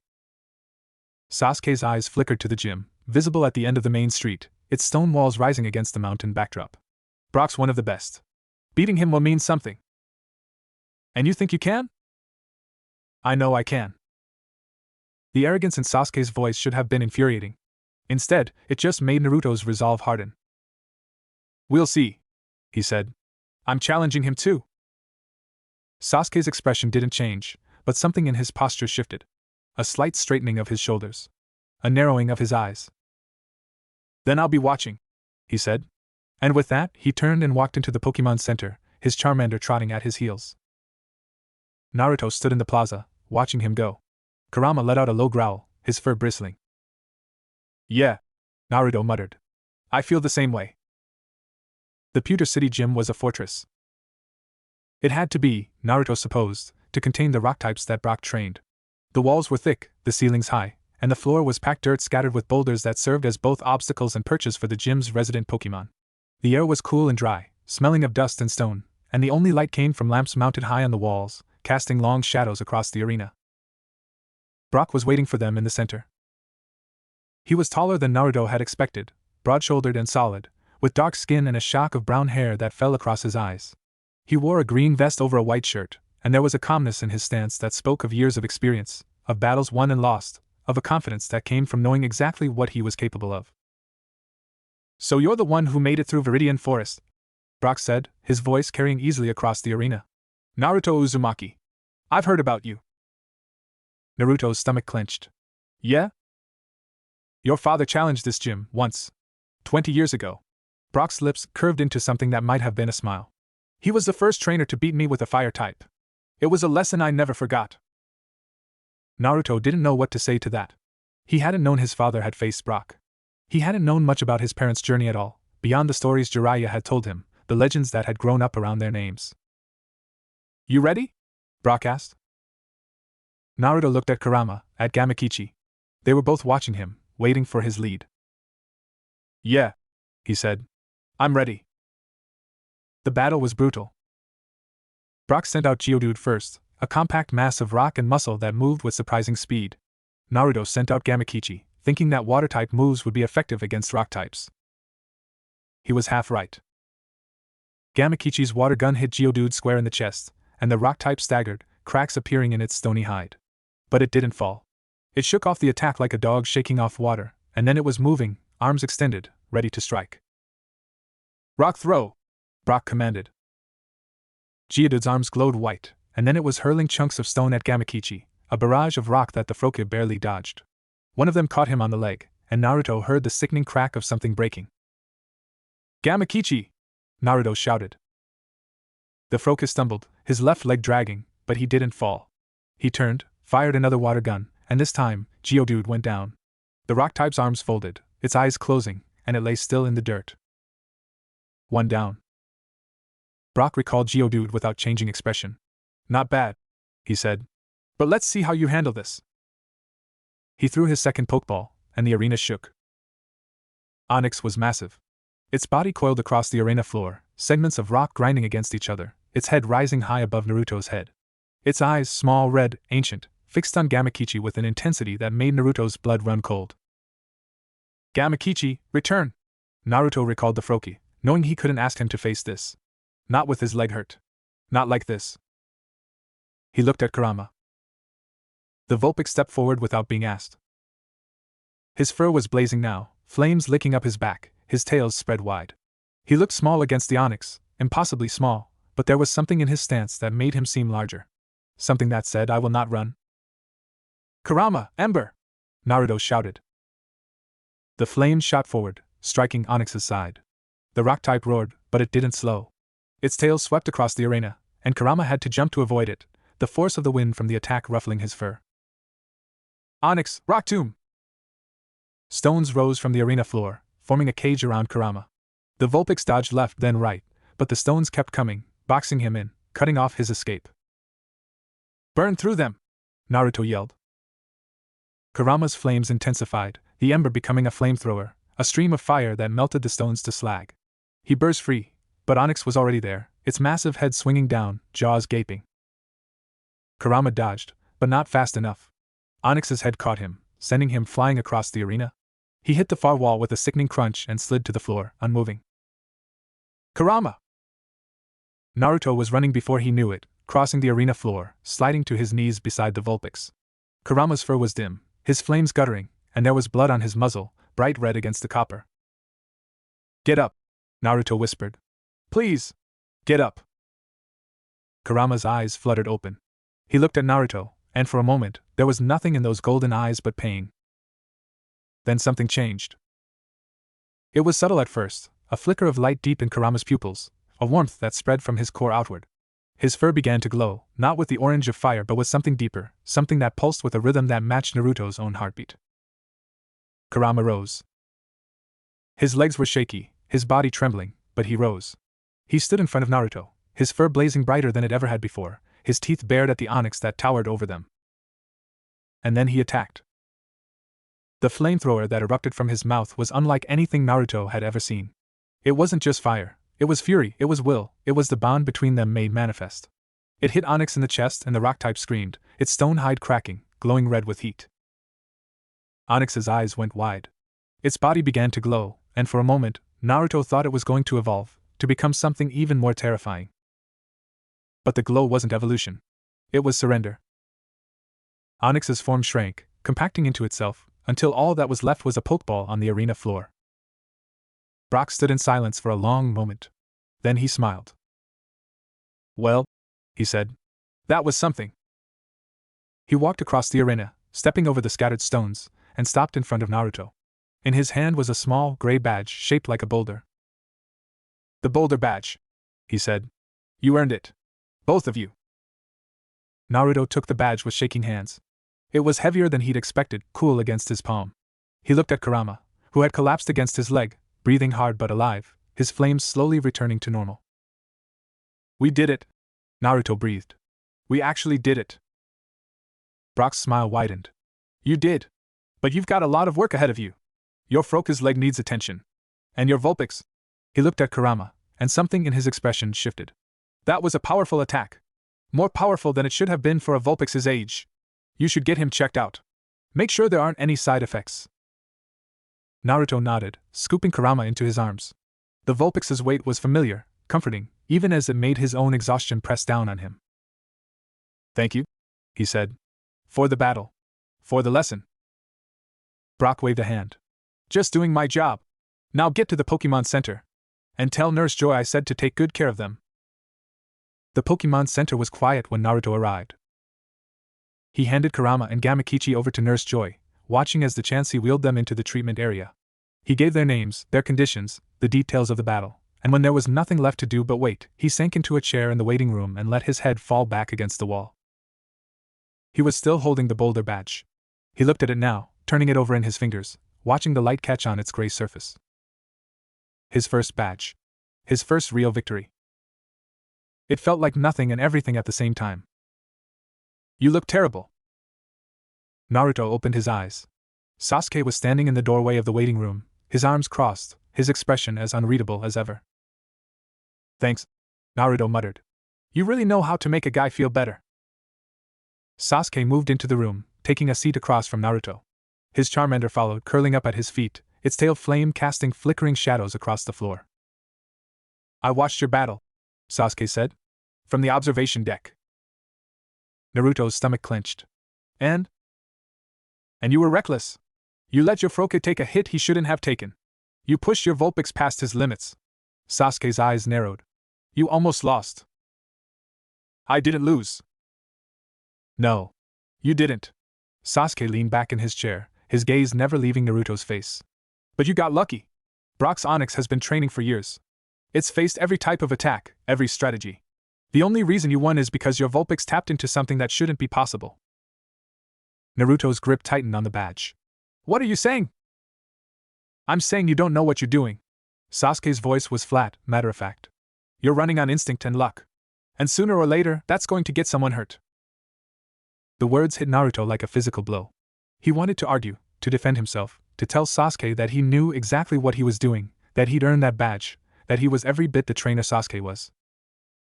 But he couldn't. Because Sasuke was right. He had been reckless. He had let Gamakichi take a hit he shouldn't have taken. He had pushed Kurama past his limits. And if Kurama hadn't found that extra strength, that burst of power that shouldn't have been possible, they would have lost. Badly. I'm not saying you don't have potential, Sasuke said, and there was something in his voice that might have been grudging respect. You've got good Pokemon. And you've got something. I don't know what it is, but it's there. But potential isn't enough. Not in this world. He stood, his Charmander rising with him. Train harder. Get smarter. And next time we face each other, don't make it so easy. He was gone before Naruto could respond, the doors swinging shut behind him. Naruto sat in the silence, the boulder badge cold in his hand, and let Sasuke's words sink in. Potential isn't enough. He thought about Jeriah's notebook, still in his pack, full of strategies and techniques he hadn't even begun to master. He thought about Kurama, pushing himself past his limits, tapping into something that shouldn't be possible. He thought about Gamakichi, lying in a treatment room somewhere, his leg broken because Naruto hadn't been fast enough, hadn't been smart enough, hadn't been enough. I need to be better, he whispered to the empty room. A door opened somewhere in the building. Footsteps approached. And then Kakashi was standing in front of him, his herdier at his side, his visible eye fixed on Naruto's face. You did well today, Kakashi said quietly. Naruto shook his head. I almost got them killed. But you didn't. And you won't make the same mistakes again. Kakashi sat down in the chair Sasuke had vacated, his posture relaxed but his gaze sharp. That's the difference between a good trainer and a great one. Not that you never make mistakes, but that you learn from them. Naruto looked at him. You were watching too? I was. And you didn't help. Kakashi's eye crinkled. You didn't need help. You needed to learn. The words should have been infuriating. But there was something in Kakashi's voice, a warmth beneath the detachment, a belief that Naruto hadn't expected, that made them land differently. I don't understand what happened with Kurama, Naruto admitted. The flamethrower he used, it wasn't normal. Brock said it was stronger than it should have been. Kakashi was quiet for a moment. Then he reached up and lowered his mask, just enough for Naruto to see his mouth. Your father's Pokemon had a similar ability, he said. A bond so strong, so deep, that it could push past normal limits. Access power that shouldn't be accessible. He paused. He called it bond phenomenon. The league has other names for it. But what it comes down to is this: when a trainer and a Pokemon trust each other completely, when they're willing to give everything for each other, sometimes that trust becomes something more. Naruto thought about the moment before Kurama attacked. The way the Vulpix had looked at him. The way he'd felt something pulse between them, something that wasn't quite heat and wasn't quite light, but something that connected them more deeply than he'd ever imagined. You mean, that's what happened? With me and Kurama? I think so. Kakashi pulled his mask back up. It's rare. Very rare. And it can't be forced. But when it happens, he met Naruto's eyes. It's a sign of something special. A bond that goes beyond the normal trainer-Pokemon relationship. Naruto looked down at the boulder badge in his hand. It wasn't just a symbol of victory anymore. It was a reminder of what he and Kurama had done together. What they could do, if they kept growing, kept trusting, kept fighting side by side. How do I make it happen again? He asked. Kakashi stood, his herdier rising with him. You don't. You let it happen. You focus on being the best trainer you can be, on building your bond with both your Pokemon, on earning their trust and giving them yours in return. And if it happens again, it happens. He moved toward the door, then paused. Your Froka will be fine. A few days of rest and he'll be back to full strength. Your Vulpix needs more time, what he did took a lot out of him. But they'll both recover. He glanced back. And Naruto? The Charmander you saw with Sasuke? It's his starter. He got it from Professor Oak the same day you got your Froka. Naruto's eyes widened. He got a Charmander?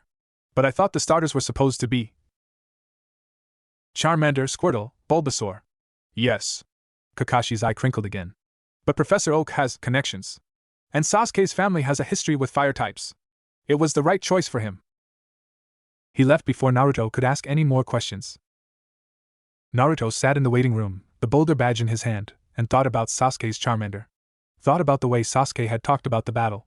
The way he'd said don't make it so easy, as if he expected to face Naruto again. As if he saw Naruto as competition worth taking seriously.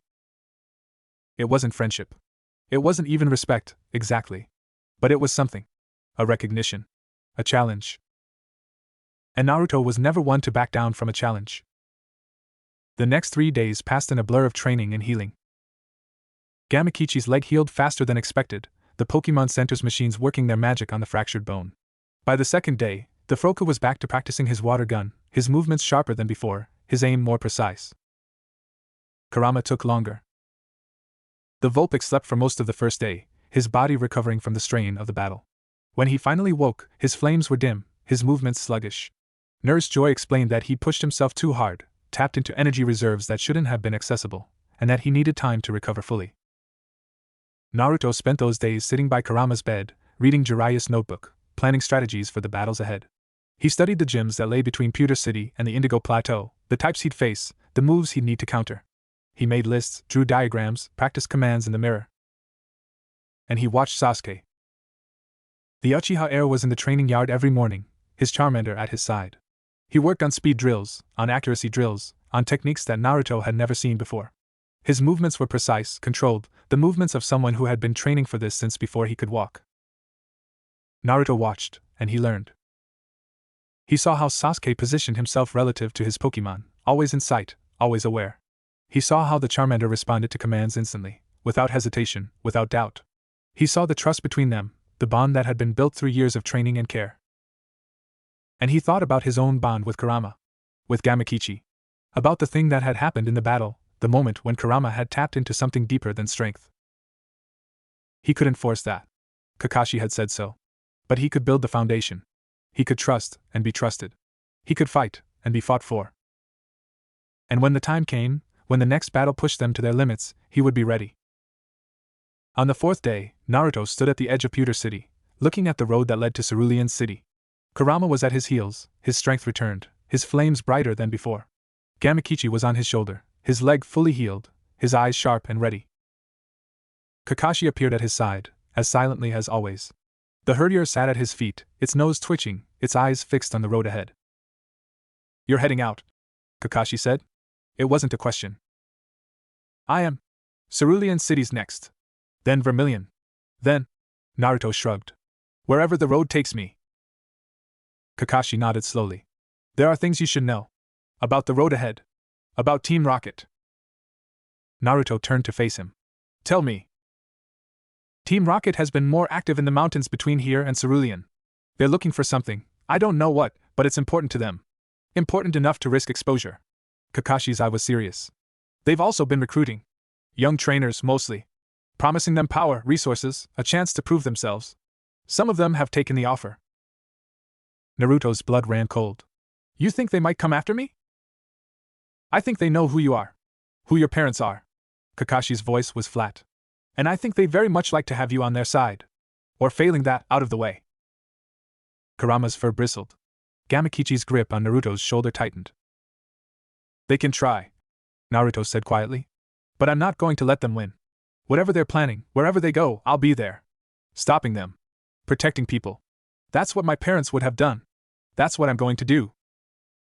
Kakashi looked at him for a long moment. Then, slowly, he smiled. It was a small smile, barely visible behind his mask, but it was there. "Your father said the same thing, once. When he was your age. When he was just starting his own journey." He reached out and placed a hand on Naruto's shoulder. "He'd be proud of you, Naruto. They both would." Naruto's throat tightened. He blinked rapidly, refusing to let the tears fall. "Thank you," he managed. "For watching over me. For being there." Kakashi squeezed his shoulder once, then let go. "It's what I do. Now go. You've got a journey to finish." Naruto turned toward the road, toward Cerulean City, toward the next challenge, the next battle, the next step on the path that would define who he was and who he would become. He took a step. Then another. And behind him, hidden in the shadows, Kakashi watched him go. The mountains between Pewter City and Cerulean City were a different world entirely. Where Veridian forest had been dense and damp, choked with life pressing in from all sides, the mountain passes were open and raw.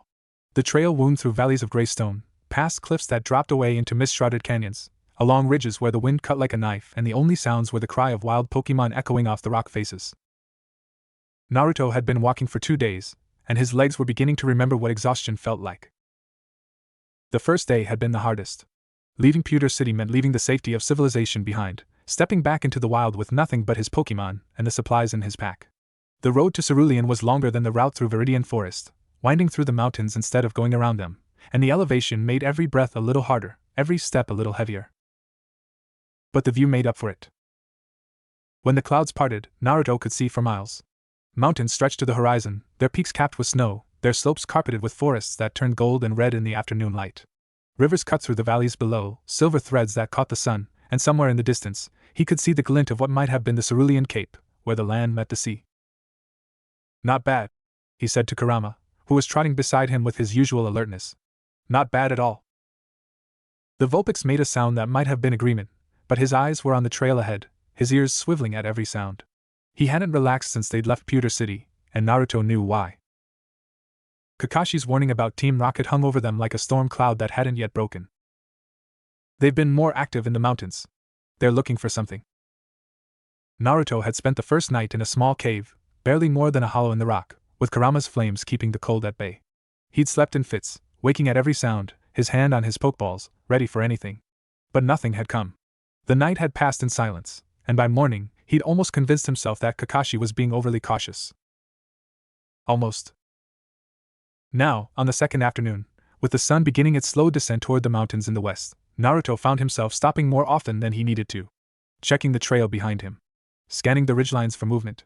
Listening for sounds that didn't belong. Gamakichi, perched on his shoulder, let out a soft croak and tapped his cheek. I know, Naruto said. I'm being paranoid. The Froka's expression didn't change, but Naruto could have sworn he looked skeptical. Okay, maybe more than paranoid, Naruto admitted. But you heard what Kakashi said. Team Rocket is out here somewhere. And if they're looking for something. He stopped. Kurama had gone rigid. The Vulpix was staring at a rock formation 50 feet ahead, where the trail curved around a massive boulder and disappeared from view. His fur was rising, not blazing but heating, the air around him beginning to shimmer. What is it? Naruto whispered. Kurama didn't answer. He couldn't. But his message was clear, someone was there.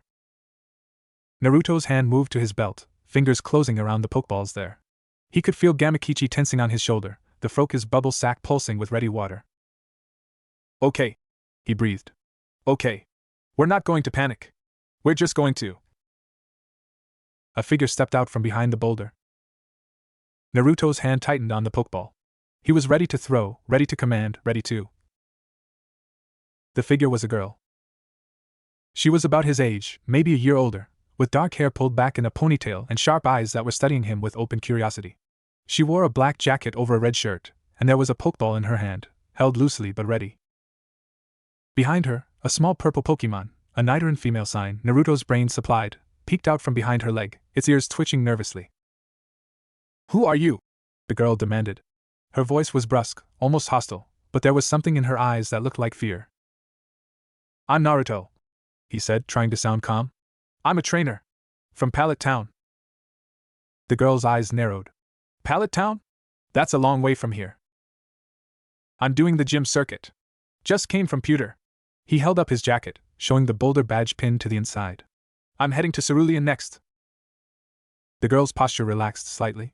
The Nidoran behind her stopped trembling. You beat Brock? Barely. My Vulpix almost didn't make it. Naruto looked down at Kurama, who was still watching the girl with wary eyes. We're still recovering, honestly. Something flickered in the girl's expression. Recognition, maybe, or sympathy. I'm Tamari, she said finally.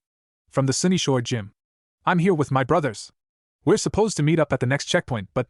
She looked back the way she'd come, and the fear was back in her eyes. I got separated. There was trouble. Naruto's stomach dropped. What kind of trouble? Tamari hesitated. Her hand tightened on her pokeball, and for a moment, Naruto thought she wasn't going to answer. Team Rocket, she said finally. They ambushed our camp last night. Took some of our supplies. Hurt my brother's Pokemon. Her jaw tightened. We fought them off, but they weren't like the Team Rocket I've heard about. They were organized. Armed. They knew what they were doing.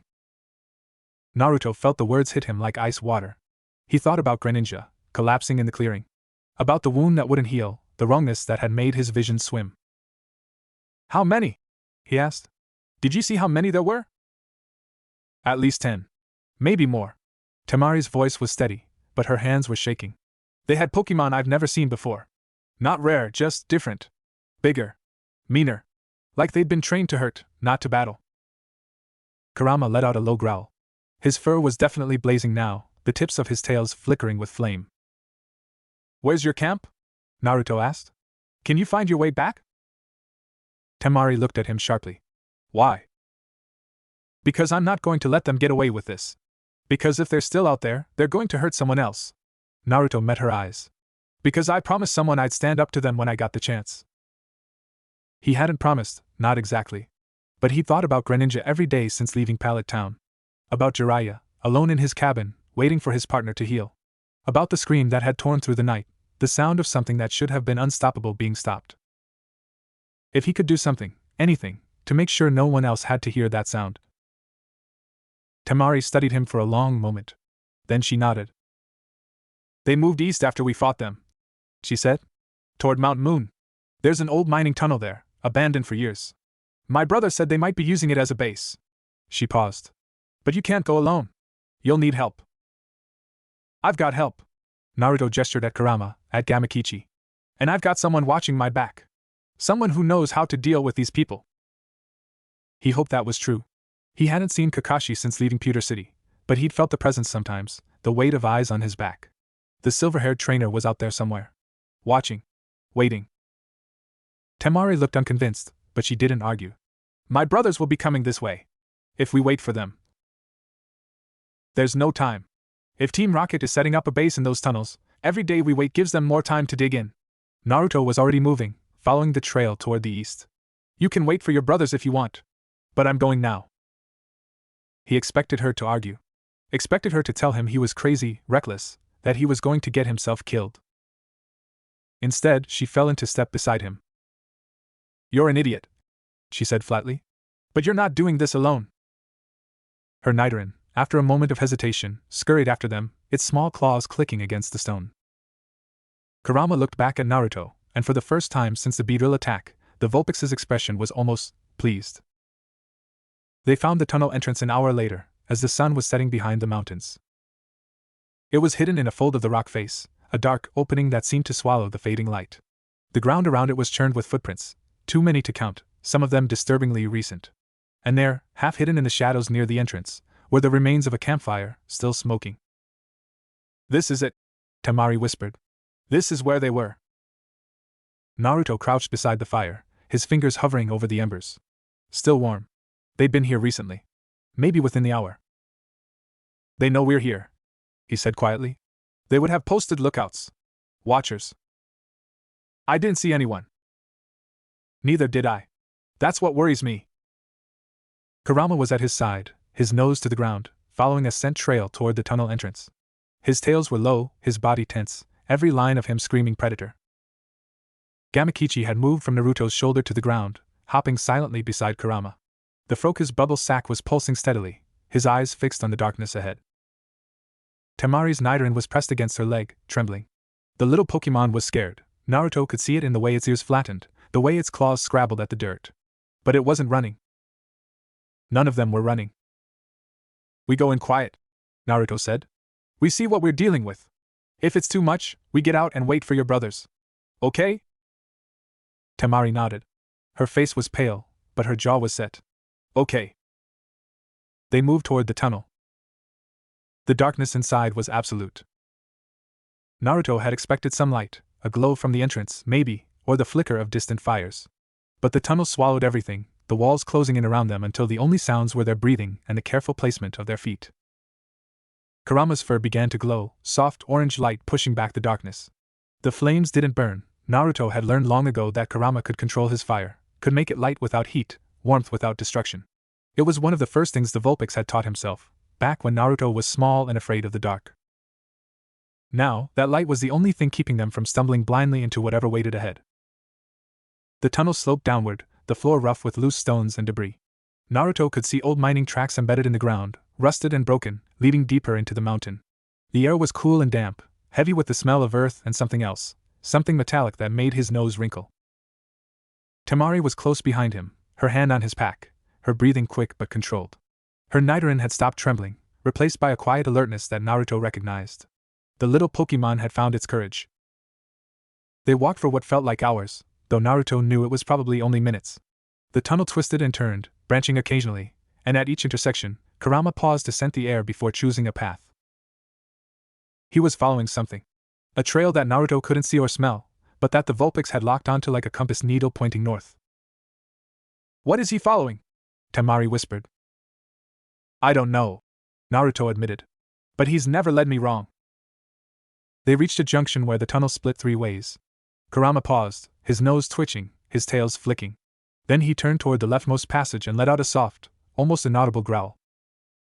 That one, Naruto said. They moved forward, and the air changed. It was subtle at first, a shift in temperature, a change in the echoes of their footsteps. But as they went deeper, the changes became more pronounced. The walls of the tunnel began to smooth, the rough-hewn rock replaced by something that looked almost polished. The floor was clearer, the debris swept aside. And there, in the distance, Naruto could see light. Not the orange glow of Kurama's flames. Not the flicker of a campfire. Electric light. Artificial. Wrong for a place that was supposed to be abandoned. Naruto held up a hand, signaling Temari to stop. She did, pressing herself against the tunnel wall, her Nidoran clutched to her chest. He crept forward, Kurama beside him, Gamakichi at his heels. The light grew brighter, and with it came sound, voices, low and murmuring, too far away to make out words. The tunnel opened into a cavern. It was massive, far larger than Naruto had expected, the ceiling lost in shadow, the walls disappearing into darkness on either side. And in the center of it, lit by harsh electric lights that had been strung from the rock ceiling, was a camp. Tents. Crates. Equipment that Naruto didn't recognize, machines that hummed and clicked and glowed with their own strange light. And people, at least a dozen of them, moving between the tents, carrying supplies, checking equipment, their movements efficient and practiced. In the center of the camp, held in a cage made of reinforced steel, was a Pokemon. Naruto didn't recognize it at first. It was small, no larger than a Pidgey, with fur that seemed to shift between silver and gold in the artificial light. Its eyes were closed, its breathing shallow, and even from this distance, Naruto could see the bruises on its body, the way its limbs were bound with something that looked like wire. What is that?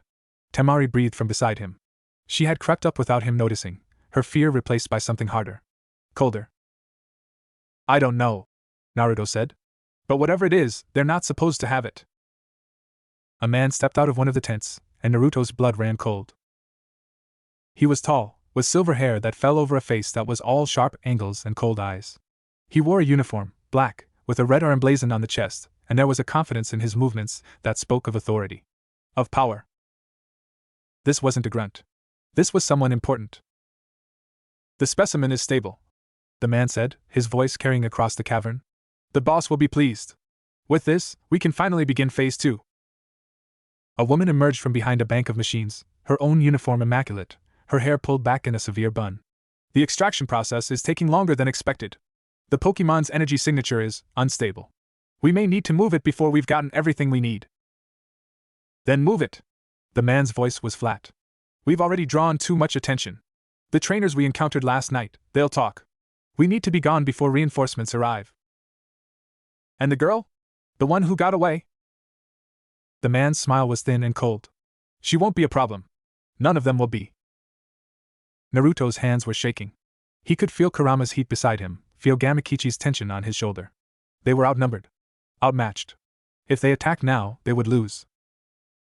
But if they did nothing, that Pokemon would be taken. Used. Hurt. He remembered Greninja. The wound that wouldn't heal. The wrongness that had pulsed in the moonlight. He couldn't let it happen again. We need to get that Pokemon out of here, he whispered to Temari. I'll cause a distraction. You get the cage open. Temari stared at him. Are you insane? There are a dozen of them. Then you'd better be fast. Before she could argue, Naruto was moving. He burst out of the tunnel, Kurama beside him, Gamakichi on his shoulder. Kurama! Flamethrower! The Vulpix didn't hesitate.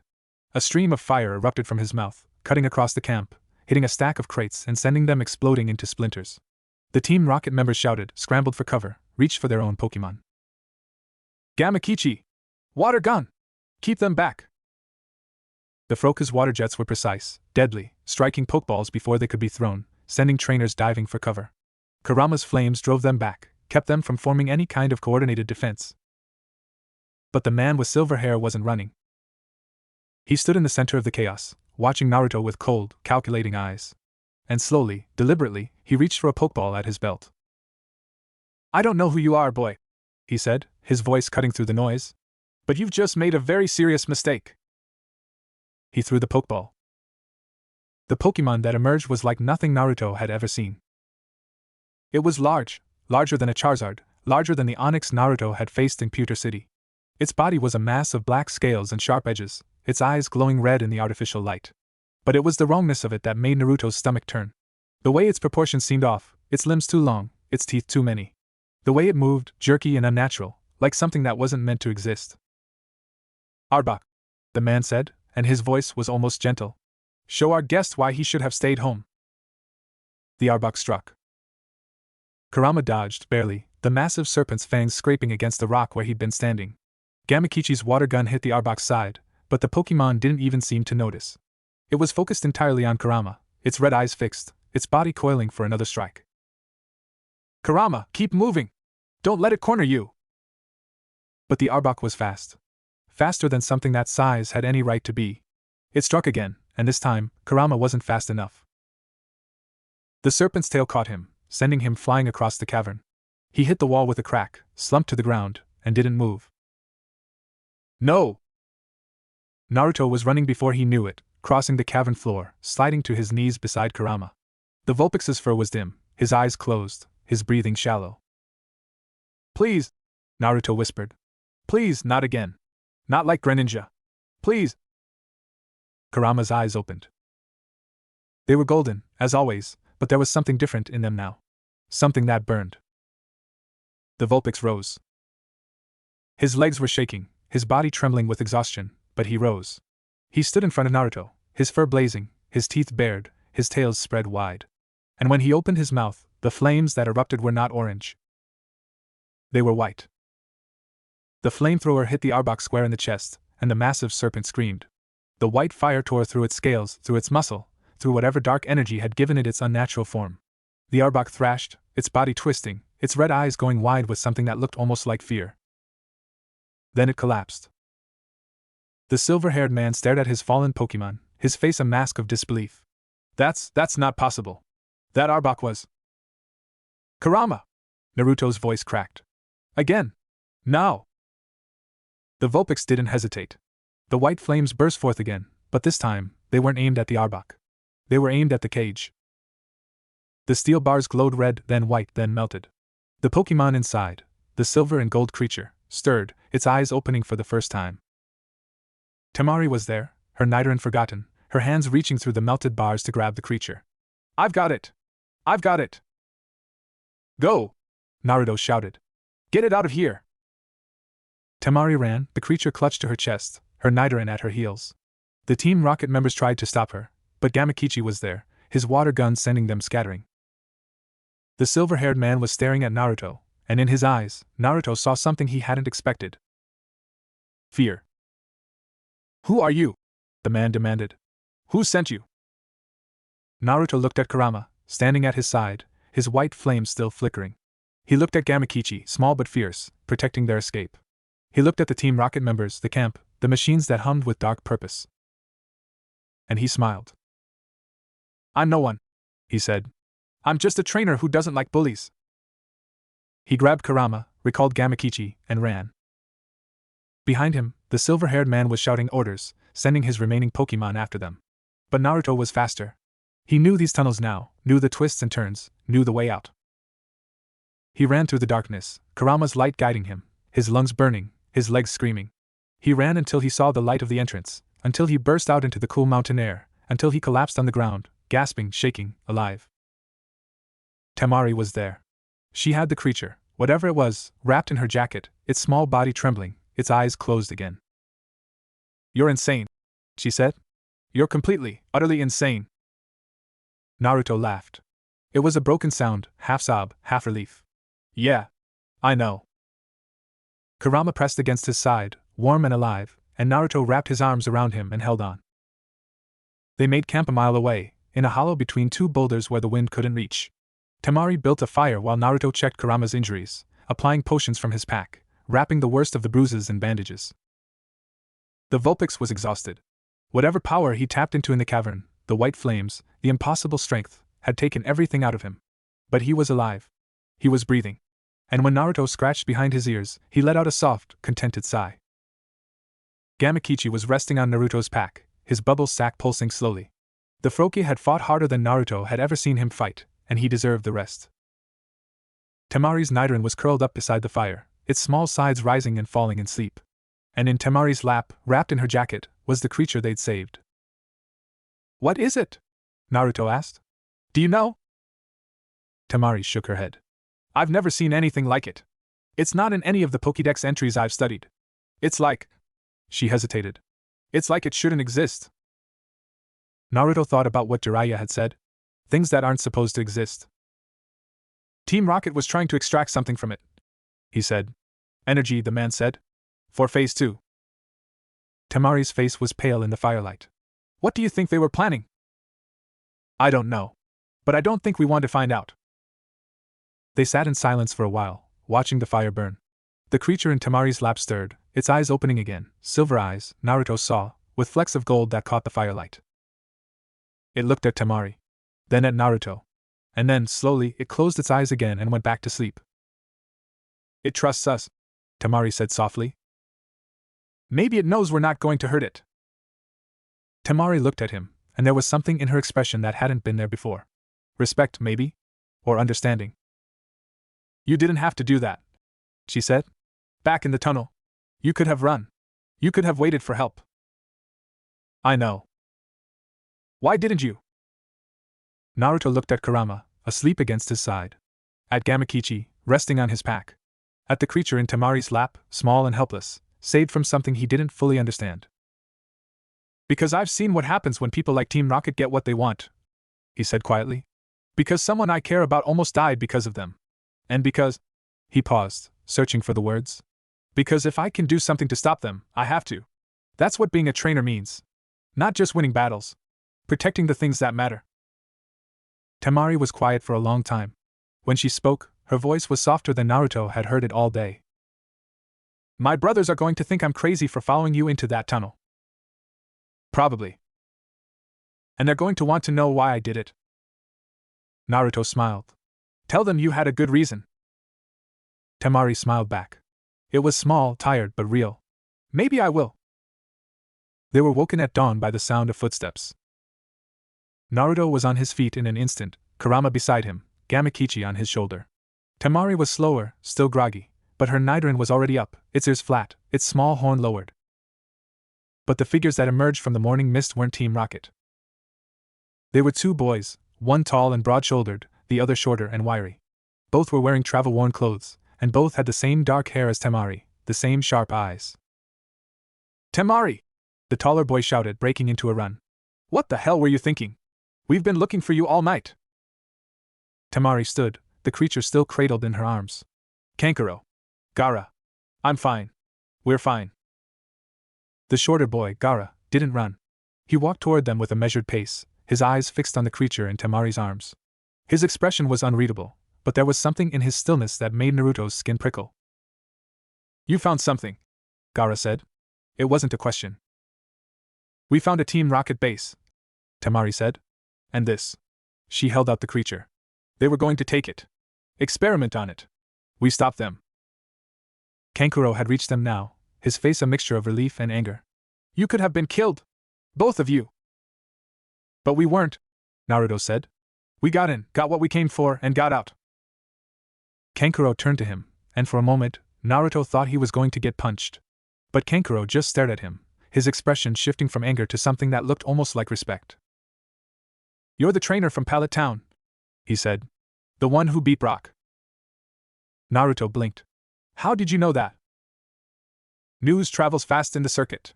Kankuro shook his head. "Everyone's talking about it.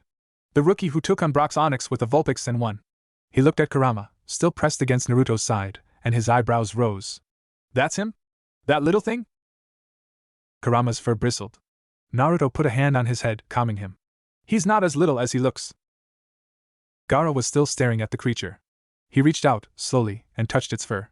The creature stirred, its silver eyes opening, and for a moment, it looked at Gaara with an intensity that made the air around them feel heavy. "It's not from here," Gaara said softly. "It's from somewhere else. Somewhere far away." Naruto didn't know what that meant. But looking at the creature, at the way its fur seemed to shift between silver and gold, at the way its eyes held depths that shouldn't exist in something so small. He thought maybe Gaara was right. "We need to get it somewhere safe," he said. "Somewhere Team Rocket can't find it." Kankuro nodded. "The Pokemon Center in Cerulean. They have a rehabilitation wing for rare Pokemon. They'll know what to do." "Then that's where we're going." Naruto started gathering his pack, checking his supplies, making sure everything was in order. "We should leave now, before they come looking for us." Temari looked at him. "You're coming with us?" "I'm heading to Cerulean anyway. Might as well travel together." He slung his pack over his shoulders, settled Gamakichi in his usual spot, and looked at the road ahead. "Besides, I don't think you want to carry that thing all the way by yourself." The creature in Temari's arms made a soft sound, almost like a laugh. Temari snorted. "Fine. But you're carrying your own weight." "Always do." They set out as the sun rose over the mountains, 5 trainers and 4 Pokemon and one small creature that shouldn't exist, walking toward a city that promised safety and a future that was uncertain. Behind them, the mountains stood silent. Somewhere in its depths, Team Rocket was regrouping, planning, waiting. But that was a fight for another day. Today, Naruto had something more important to do. He had a promise to keep.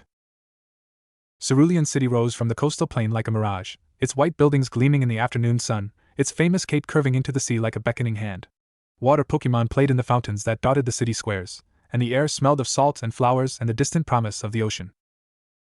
Naruto should have been excited. He'd made it through the mountains. He'd saved the Pokemon from Team Rocket. He'd earned his first badge and found allies who were willing to stand with him against the darkness that was spreading through the region. But all he could think about was the look in the silver-haired man's eyes when Kurama's white flames had torn through his arbok. "Who are you? Who sent you?" The man had been afraid. Not of Naruto, of what Kurama represented. Of the power that shouldn't exist, the bond that shouldn't be possible. And that fear had been more terrifying than anything else Naruto had seen in that cavern. The Cerulean Pokemon Center was larger than the one in Pewter, a sprawling complex with separate wings for treatment, rehabilitation, and research. Nurse Joy, a different Nurse Joy, but somehow the same, took one look at the creature in Temari's arms and ushered them into a private room. "This is highly irregular," she said, her voice calm but her eyes sharp. "Where did you find this Pokemon?" "In a Team Rocket base," Naruto said. "They were experimenting on it. We got it out." Nurse Joy's expression flickered, anger, Naruto thought, or maybe fear. "I see. And you're sure they didn't follow you?" "We lost them in the mountains," Temari said. "They were focused on getting their equipment out. By the time they realized we were gone, we were already halfway to Cerulean." Nurse Joy nodded slowly. "You did the right thing bringing it here. We have facilities that can handle unusual cases. But I need you to understand something." She looked at each of them in turn, her gaze serious. "Whatever this Pokemon is, whatever Team Rocket wanted with it, that secret can't leave this room. Not until we know more. Do you understand?" Naruto looked at Temari, at Kankuro, at Gaara. They all nodded.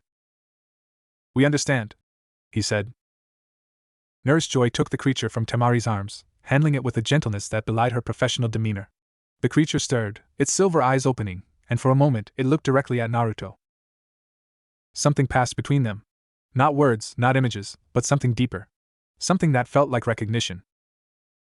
Then the creature closed its eyes, and Nurse Joy was carrying it through a door marked "Authorized personnel only." And it was gone.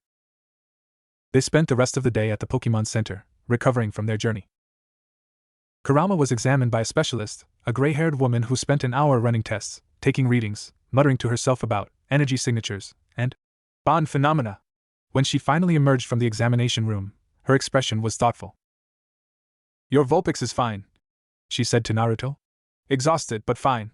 Whatever power he tapped into in the mountains, it didn't do any lasting damage. But I need to ask you something, and I need you to answer honestly." Naruto nodded, his stomach clenching. "Has this happened before? This surge of power?" "Once," Naruto admitted. "During my gym battle with Brock. Kurama used a flamethrower that was stronger than anything he'd ever done before. But it wasn't white then. Just brighter. Hotter." The specialist nodded slowly, making notes on her clipboard. "And the bond between you? How would you describe it?" Naruto thought about it. How could he describe something that had been part of his life for as long as he could remember? Kurama had been there since he was a child, a gift from his parents on his 5th birthday, a small bundle of copper fur that had fit in the palm of his hand. They'd grown up together, learned together, fought together. "He's my partner," Naruto said finally. "He's not just a Pokemon. He's part of me. And I'm part of him." The specialist smiled. It was a small smile, sad around the edges, but genuine. "That's what I thought," she said. "There are stories about bonds like yours. Legends, mostly.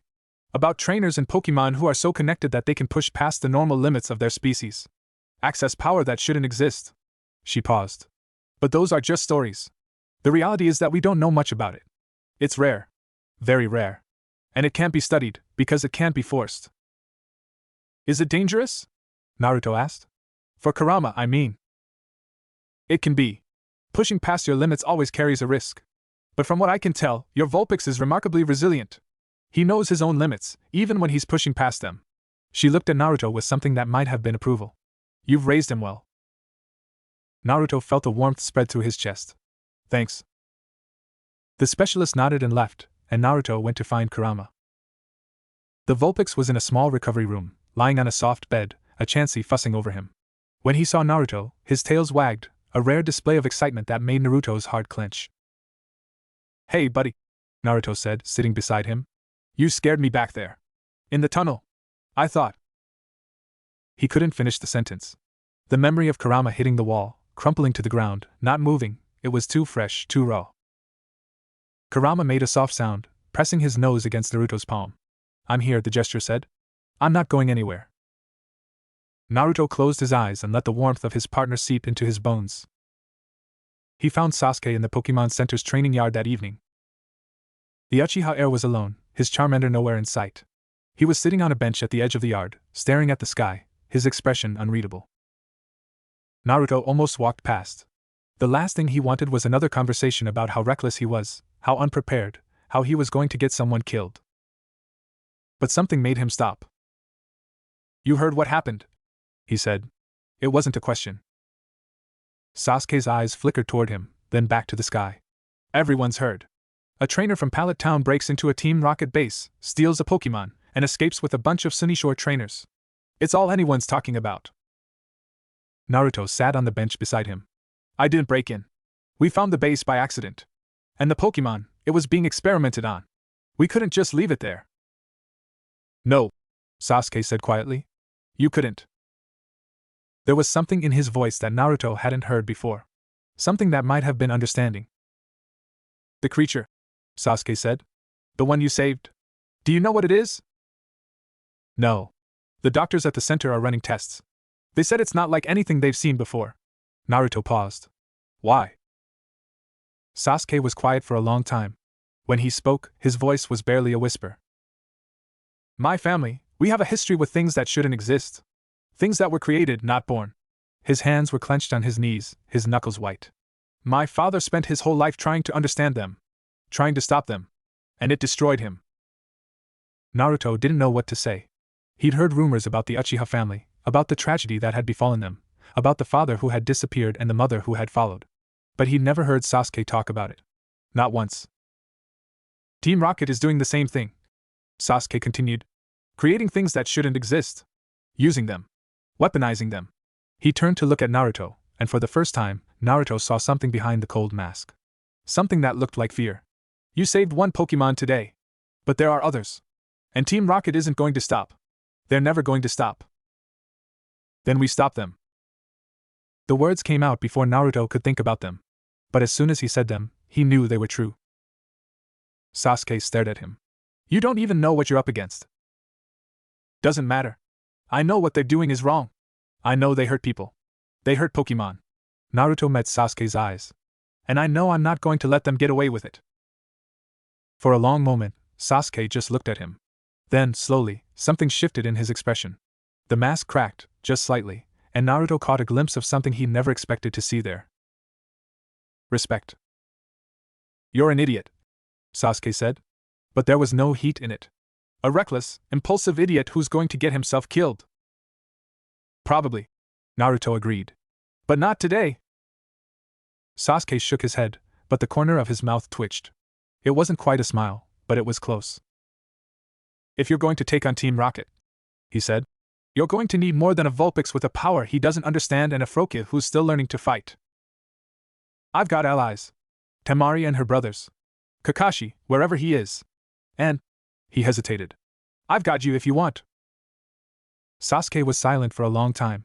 His Charmander appeared from somewhere, padding across the training yard to sit at his feet. The little fire type looked at Naruto, then at its trainer, its tail flame flickering in the evening breeze. I'm not going to hold your hand, Sasuke said finally. I have my own journey. My own goals. I'm not going to abandon them for your crusade. I wouldn't ask you to. But when our paths cross, Sasuke looked at Naruto, and there was something in his eyes that hadn't been there before. Something that looked almost like hope. When our paths cross, I'll fight beside you. Not because I like you. Because I hate Team Rocket more. Naruto grinned. It was a stupid grin, probably, the kind of grin that made people think he wasn't taking things seriously. But he didn't care. That's all I ask? Sasuke stood, his Charmander rising with him. Don't get killed before then. I'll try. Sasuke walked away, his hands in his pockets, his posture as closed off as ever. But his Charmander looked back at Naruto as they left, and its tail flame seemed to burn a little brighter. Naruto sat on the bench, watching them go, and let himself feel something he hadn't felt since the night Greninja fell. He felt like maybe, just maybe, he wasn't alone in this. The creature woke up 3 days later.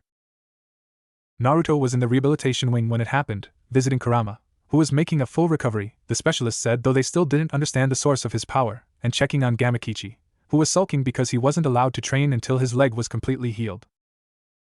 The creature's room was at the end of the hall, behind a door that required a keycard and a retinal scan. Nurse Joy had been cagey about the security measures, but Naruto understood. Whatever that creature was, Team Rocket wanted it badly.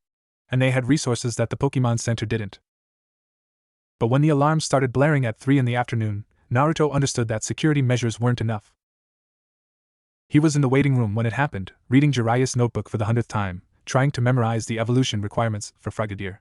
Kurama was dozing at his feet, Gamakichi was practicing water gun on a potted plant, Nurse Joy had given up trying to stop him, and everything was almost peaceful. Then the lights flickered. The alarms came a second later, a high-pitched shrieking that made Naruto's ears ring.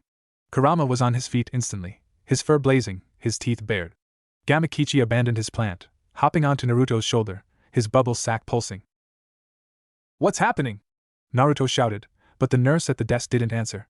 She was staring at a screen, her face pale, her hands shaking. They're here, she whispered. They found us. The front doors of the Pokemon Center exploded inward. Naruto threw himself behind the desk, dragging Kurama with him. Glass and metal sprayed across the waiting room, shattering against walls, tearing through chairs. When he looked up, there were figures in the smoke. Black uniforms. Red R's. Team Rocket. They moved with military precision, fanning out across the lobby, securing exits, cutting off escape routes. There were at least a dozen of them, maybe more, and at their head was a woman with silver hair and cold eyes that swept across the room like searchlights. The specimen, she said, her voice carrying over the alarms. Where is it? No one answered. The nurse at the desk was frozen, her hands raised, her face a mask of terror. The few trainers in the waiting room had backed against the walls, their Pokemon out but hesitant, uncertain. The woman's eyes narrowed. I won't ask again. She reached for a Pokeball at her belt, and Naruto knew, with a certainty that settled in his bones, that if she threw that ball, people were going to die. He moved before he could think. Kurama! Flamethrower! The Vulpix burst from behind the desk, a stream of orange fire cutting across the lobby. The woman's Pokemon, whatever it was, never got a chance to emerge. Kurama's flames hit her arm, forcing her to drop the Pokeball, sending it clattering across the floor. Gamakichi! Water gun! The doors! The Froca's water jets hit the main entrance, turning the smoke to steam, obscuring the Team Rocket members' vision. In the chaos, Naruto grabbed the nurse's hand and pulled her behind the desk. The creature! He hissed. Where is it? She stared at him, her eyes wide. The rehabilitation wing. End of the hall. But you can't. Kurama! With me! Gamakichi, cover us! They ran. The hallway was chaos. Team Rocket members were everywhere, shouting orders, releasing Pokemon, trying to find their way through the smoke. Naruto dodged left, then right, Kurama's flames lighting the way, Gamakichi's water jets keeping pursuers at bay. He reached the end of the hall, the door with the keycard lock, the retinal scanner. He didn't have a keycard. He didn't have clearance. But he had Kurama. Melt it! The Vulpix's flames hit the door, white hot, blistering the metal, turning the lock to slag. Naruto kicked it open and stumbled through. The room was small, white, sterile. In the center, on a bed surrounded by monitors and machines, was the creature. Its silver eyes were open, watching him, and for a moment, Naruto saw something in them that he hadn't seen before. Fear. It's okay, he said, crossing to the bed, scooping the creature into his arms. I've got you. I'm not going to let them take you. The creature trembled against his chest, its fur warm, its heartbeat rapid. But it didn't fight. It pressed closer, as if it understood that Naruto was trying to help. Behind him, the door was forced open. The silver-haired woman stood in the doorway, her arm burned, her face twisted with fury. Behind her, a dozen Team Rocket members, their Pokémon ready. You've caused enough trouble, boy, she hissed. Give me the specimen, and I'll let you walk away. Naruto looked at Kurama, standing at his side, his flames flickering with exhaustion. At Gamakichi, on his shoulder, his water sack nearly empty. At the creature in his arms, small and helpless, trusting him to keep it safe. No, he said. The woman's eyes narrowed. Then you've made your choice. She raised her hand to give the order, and Naruto braced himself for the attack that would end them. A blur of brown and silver shot past him. The herdier hit the first Team Rocket member square in the chest, sending him flying into the wall. Before the others could react, a figure dropped from the ceiling, landing between Naruto and the woman, a knife in each hand, his visible eye cold and deadly. Kakashi. I think, he said, his voice calm, that you should leave. The woman stared at him, her face going pale. You. I thought you were. Still alive? Still watching? Kakashi's eye crinkled. Still very, very dangerous. The Team Rocket members hesitated. Their Pokémon, sensing their uncertainty, began to waver. And in that moment, Naruto saw his chance. He ran. He ran past them, through the doorway, down the hallway, the creature clutched to his chest. Kurama and Gamakichi flanked him, protecting him from anyone who tried to stop him. Behind him, he heard the sounds of battle, Kakashi's herdier snarling, the crack of a thunderbolt, the scream of a Pokémon falling. He burst out of the Pokémon Center into the chaos of the street. The city was in panic. Civilians were running, trainers were shouting, Pokémon were everywhere. But in the chaos, Naruto saw a familiar face. Sasuke. The Uchiha heir was standing in the middle of the street, his Charmander at his side, his eyes fixed on the Pokémon Center. When he saw Naruto, his expression shifted, relief, maybe, or something that looked like it. You got it, Sasuke said. I got it. Naruto held out the creature, its silver fur gleaming in the afternoon light. But we need to get it somewhere safe. Somewhere they can't find it. Sasuke looked at the creature, and for a moment his mask slipped. Something flickered in his eyes, recognition, maybe, or understanding. I know a place, he said. Follow me. They ran through the streets of Cerulean, Sasuke leading, Naruto following, their Pokémon protecting their backs. The creature was quiet now, its eyes closed, its breathing steady. It trusted them. It knew they were trying to save it.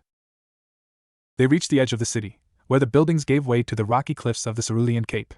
Sasuke led them down a narrow path, barely visible, that wound between the rocks and disappeared into the mist. At the end of the path was a cave. It wasn't much, a hollow in the cliff face, barely deep enough to shelter from the wind. But when Sasuke ducked inside, Naruto saw that it had been used before.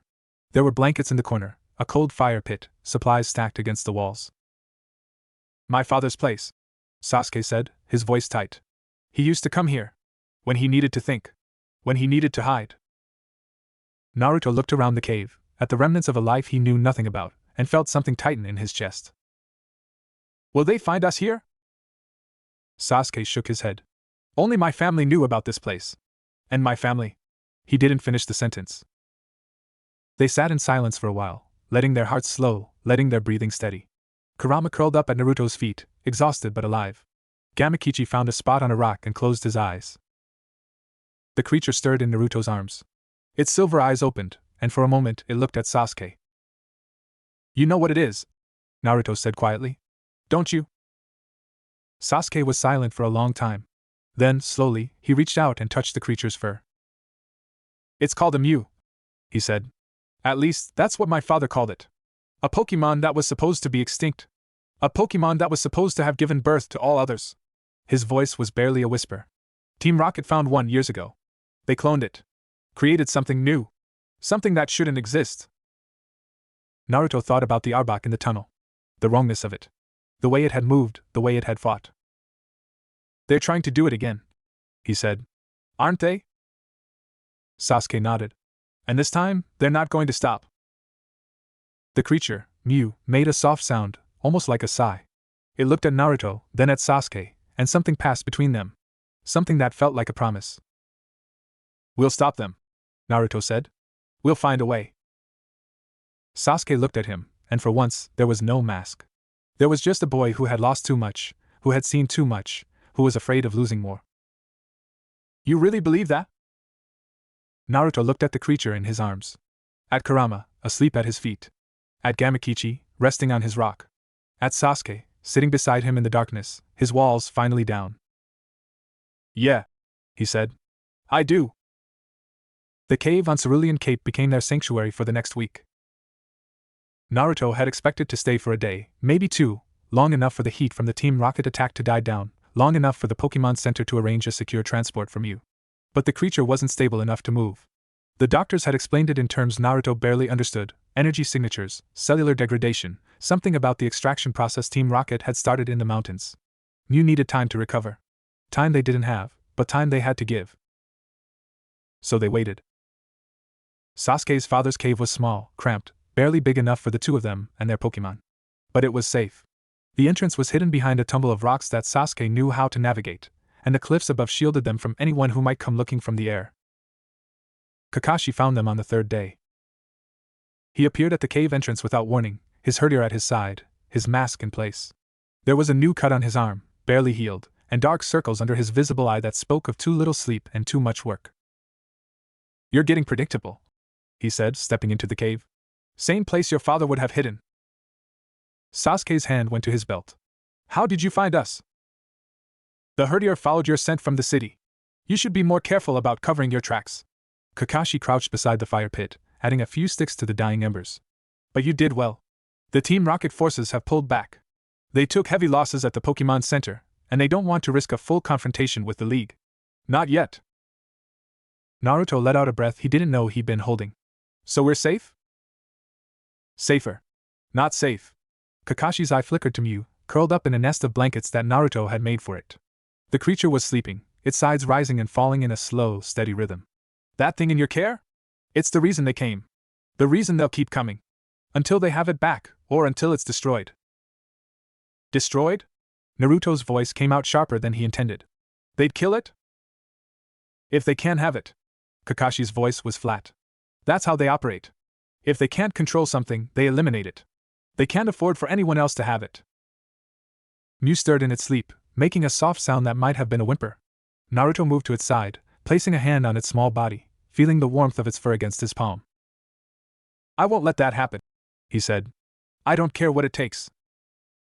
Kakashi studied him for a long moment. Then, slowly, he reached up and pulled down his mask. His face was younger than Naruto had expected, despite the lines of exhaustion around his eyes. There was a scar that ran from the corner of his left eye to his jaw, faded with age, and when he smiled, it pulled the scar into something that might have been painful. You sound like your father, he said. He would have said the same thing. In the same voice. He paused. He would have meant it too. Naruto didn't know what to say to that. He'd heard stories about his father his whole life, legends, mostly, tales of impossible victories and heroic stands. But hearing Kakashi say it, seeing the look in his eye, made it real in a way it had never been before. Your father and I were partners once, Kakashi said. Before you were born. Before the war.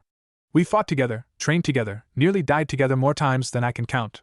He touched the scar on his face, almost absently. He was the bravest man I ever knew. But he was also the most reckless.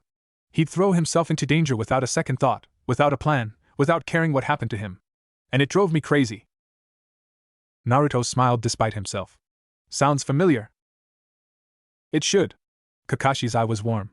But here's what I learned from your father, Naruto. Recklessness isn't courage. Throwing yourself at a problem without thinking isn't bravery. What your father had, what made him great, wasn't that he wasn't afraid. It was that he was afraid, and he did it anyway. He was scared, every single time. He just refused to let the fear make the decision for him. Naruto thought about the Beedrill swarm, the Spinnerack nest, the Team Rocket base in the mountains. He'd been scared in all of them, terrified, really. But he'd moved anyway. He'd run toward the danger instead of away. Was that courage?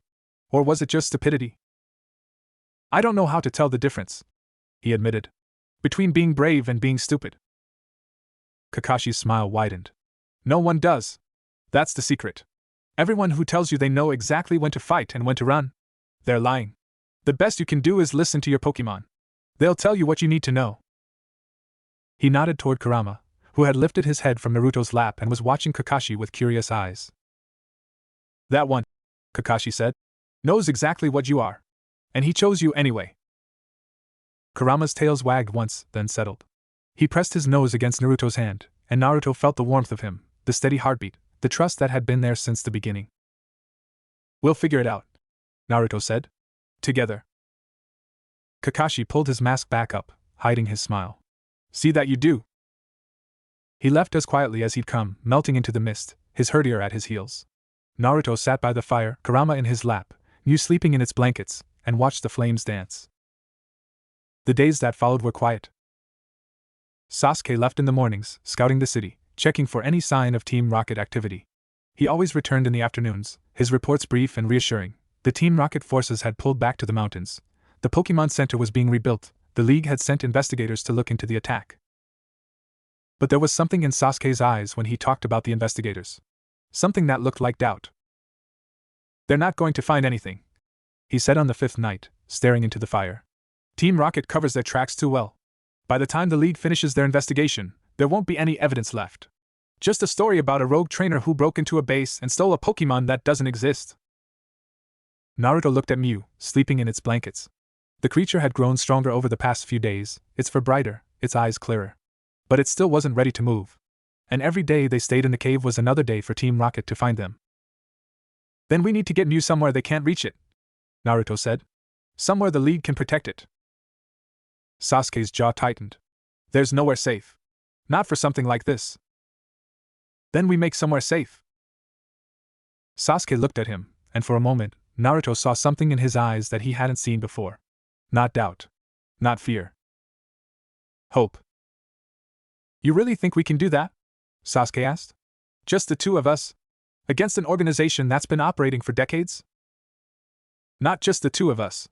Naruto gestured at their Pokemon, Kurama, dozing by the fire, Gamakichi, practicing his water gun on the cave wall, Charmander, watching the Froakie with something that might have been admiration. We've got them. And we've got Kakashi. And we've got Temari and her brothers. And anyone else who's willing to stand up to Team Rocket. He thought about Konohamaru, the boy he'd saved in Veridian Forest, whose Butterfree had evolved because Naruto had been there. He thought about the trainers at the Pokemon Center, the ones who had frozen when Team Rocket attacked, who might find their courage next time. He thought about all the people Team Rocket had hurt, all the Pokemon they'd taken, all the damage they'd done. We're not alone, he said. We never were. Sasuke was quiet for a long time. His Charmander came to sit beside him, its tail flame casting shadows across his face. My father used to say that, he said finally. Before. He stopped, his hands clenching into fists. Before Team Rocket took him. Naruto's breath caught. Sasuke. He was investigating them. Got too close. Found something he shouldn't have. Sasuke's voice was flat, emotionless, but his hands were shaking. They made it look like an accident. A training accident. But I knew. I always knew. He looked at Naruto, and for the first time, Naruto saw the full weight of what Sasuke carried. The grief. The anger. The loneliness. That's why I'm here, Sasuke said. That's why I became a trainer. Not to be the best. Not to prove anything. His voice cracked. To finish what he started. To make sure they can't do to anyone else what they did to him. Naruto didn't know what to say. What words could possibly be enough for something like that? So he didn't say anything. He just sat beside Sasuke, close enough to feel the warmth of his Charmander's flame, and let the silence say what words couldn't. After a while, Sasuke spoke again, his voice steadier. The creature. Mew. My father was looking for it when he died. He thought it was the key to stopping Team Rocket. To understanding what they were doing. He looked at the sleeping Pokemon, and something in his expression softened. I didn't believe it was real. Not until I saw it. Do you believe now? Sasuke nodded slowly. I believe it's important. I believe my father died for it. I believe Team Rocket would kill for it. He met Naruto's eyes. And I believe we can't let them have it. Naruto felt something settle in his chest. A certainty. A purpose. We won't, he said. I promise. Sasuke looked at him for a long moment. Then, slowly, he reached out his hand. It wasn't a handshake. It was something more. Something that looked like trust. Naruto took his hand, and in that moment, something shifted between them. The rivalry was still there. It would always be there, Naruto thought, a fire that burned between them, pushing them both to be better. But beneath it, there was something else now. Something that felt like understanding. They were in this together. Whether they liked it or not. Mew woke on the 7th night. Naruto was sitting by the fire, going through Jiraiya's notebook for the 100th time, when he felt something brush against his mind. Not words, not images, just a presence, soft and warm, like sunlight on skin. He looked up. Mew was floating above its blankets, its silver gold fur drifting in an unfelt breeze, its eyes open and clear. It was looking at him with an intensity that made his breath catch. Hello, a voice said in his mind. It wasn't a sound, not really. It was more like a thought that wasn't his own, a feeling that took shape in his consciousness. You're the one who saved me. Naruto stared. You can talk? Not with words. Not like you. But I can share thoughts. Feelings. It's how my kind communicate. Mew drifted closer, its small form casting no shadow in the firelight. I've been asleep for a long time. They hurt me. Tried to take something from me that I couldn't give. Your energy, Naruto said. The doctor said Team Rocket was trying to extract something from you. They wanted my power. The power to create. To shape life itself. Mew's voice, if it could be called a voice, saddened. They didn't understand what they were asking. What it would cost. What it has already cost. Naruto thought about the Arbok in the tunnel. The wrongness of it. The way it had moved fought hurt. They've done this before, he said. Created things that shouldn't exist. Yes. A long time ago. They found one of my ancestors. Took her power. Used it to make something new. Something that should never have been born. Mew's small body trembled. That thing is still out there. Still hurting. Still searching for what was taken from it. Naruto's blood ran cold. What is it? A shadow. A reflection. A thing that was never meant to exist, but does. And now they want to make more. They want to use me to make an army of shadows. An army that will obey without question, fight without fear, destroy without mercy. The words hung in the air, heavy and terrible. Naruto thought about the silver-haired man in the tunnel, the cold confidence in his voice. Phase 2. We can't let them, he said. We have to stop them. You can't stop them alone. Mew's eyes were sad. You don't understand what you're facing. What they have. What they're willing to do. Then help us. Naruto leaned forward, his hands reaching out toward the floating Pokemon. You know what they're planning. You know how to stop them. Help us. Mew was silent for a long time. Its fur shimmered in the firelight, shifting between silver and gold, and Naruto felt the weight of its gaze on his face. You're like him, Mew said finally. The one who tried to save me before. The one who died. Naruto's heart clenched. Sasuke's father? He found me. He hid me. He tried to protect me from them. Mew's voice was soft, aching. They killed him for it. But before they did, he made me promise. He made me promise to find someone like him. Someone who wouldn't give up. Someone who would fight, even when it was hopeless. Mew drifted closer, until its small form was hovering just in front of Naruto's face. Its eyes were silver mirrors, reflecting his own face back at him. I think I found that person. Naruto swallowed. I'm not like him. I'm just a kid from Pallet Town. I don't even know what I'm doing half the time. He didn't either. Not at first. But he learned. He grew. He became something more than he was. Mew's gaze was steady. You will too. I've seen it. In your heart.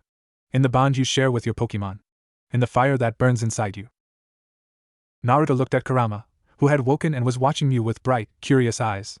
At Gamakichi, who had stopped his training and was listening with his head tilted. At Sasuke, asleep against the cave wall, his Charmander curled at his feet, his face relaxed for the first time since Naruto had met him. I don't know if I can do this, he said quietly. I don't know if I'm strong enough. You're not strong enough. Not yet. But you will be. Mew's voice was warm, certain. Because you don't fight alone. You fight with them. And they fight with you. That's what makes you different. That's what makes you strong. Mew touched its forehead to Naruto's, and for a moment, he felt something pass between them. Not words. Not thoughts. Something deeper. Something that felt like a bond forming, like the one he shared with Kurama, like the one he was building with Gamakichi. When Mew pulled away, Naruto felt different. Lighter somehow. Clearer. I'll help you, Mew said. I'll teach you what I know. I'll help you become what you need to be. But you have to promise me something. Anything. When the time comes, when you face them, don't let the fire consume you. Don't become what they are. Fight with your heart. Protect with your strength.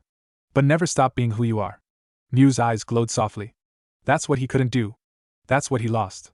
Promise me you won't lose it too. Naruto thought about the white flames that had erupted from Kurama in the tunnel. The power that shouldn't exist. The bond that shouldn't be possible. I promise, he said. Mew smiled. It was a small thing, barely a curve of its lips, but it lit up the cave like dawn. Good. Then we begin. The next morning, Naruto woke to find Mew floating above him, its eyes bright, its fur gleaming. Time to train, it said, and there was something almost playful in its voice. Naruto groaned, pulling his blanket over his head. It's too early. Team Rocket won't wait for you to wake up. I hate you. No, you don't. Naruto threw off the blanket and sat up. Kurama was already on his feet, his tails wagging, his eyes fixed on Mew with an eagerness that Naruto had never seen before. Gamakichi was hopping excitedly from rock to rock, his bubble sack pulsing. Even Sasuke was awake, watching the scene with an expression that might have been amusement. Fine. Naruto grumbled. What do we do first? Mew's eyes sparkled. First, you show me what you can do. Then I show you what you can become. The training that followed was unlike anything Naruto had ever experienced. Mew didn't teach them moves or strategies. It didn't give them advice on type matchups or evolution conditions. Instead, it taught them to listen, to feel, to reach beyond the limits they thought they had and find the strength that was waiting there all along. For Kurama, that meant learning to control the white flames. They spent hours on the cliffs above the cave, Mew guiding Kurama through exercises that pushed him to his limits and beyond. The Vulpix would gather his fire, let it build, let it burn, and then, at the moment when it threatened to consume him, Mew would be there, a steady presence, a calm voice in his mind, teaching him to pull back, to find the balance between power and control. For Gamakichi, the training was different. Mew taught him to see, to sense the water in the air, in the earth, in the living things around them. To move it, shape it, make it his own. The Froku took to the lessons like he'd been waiting for them his whole life.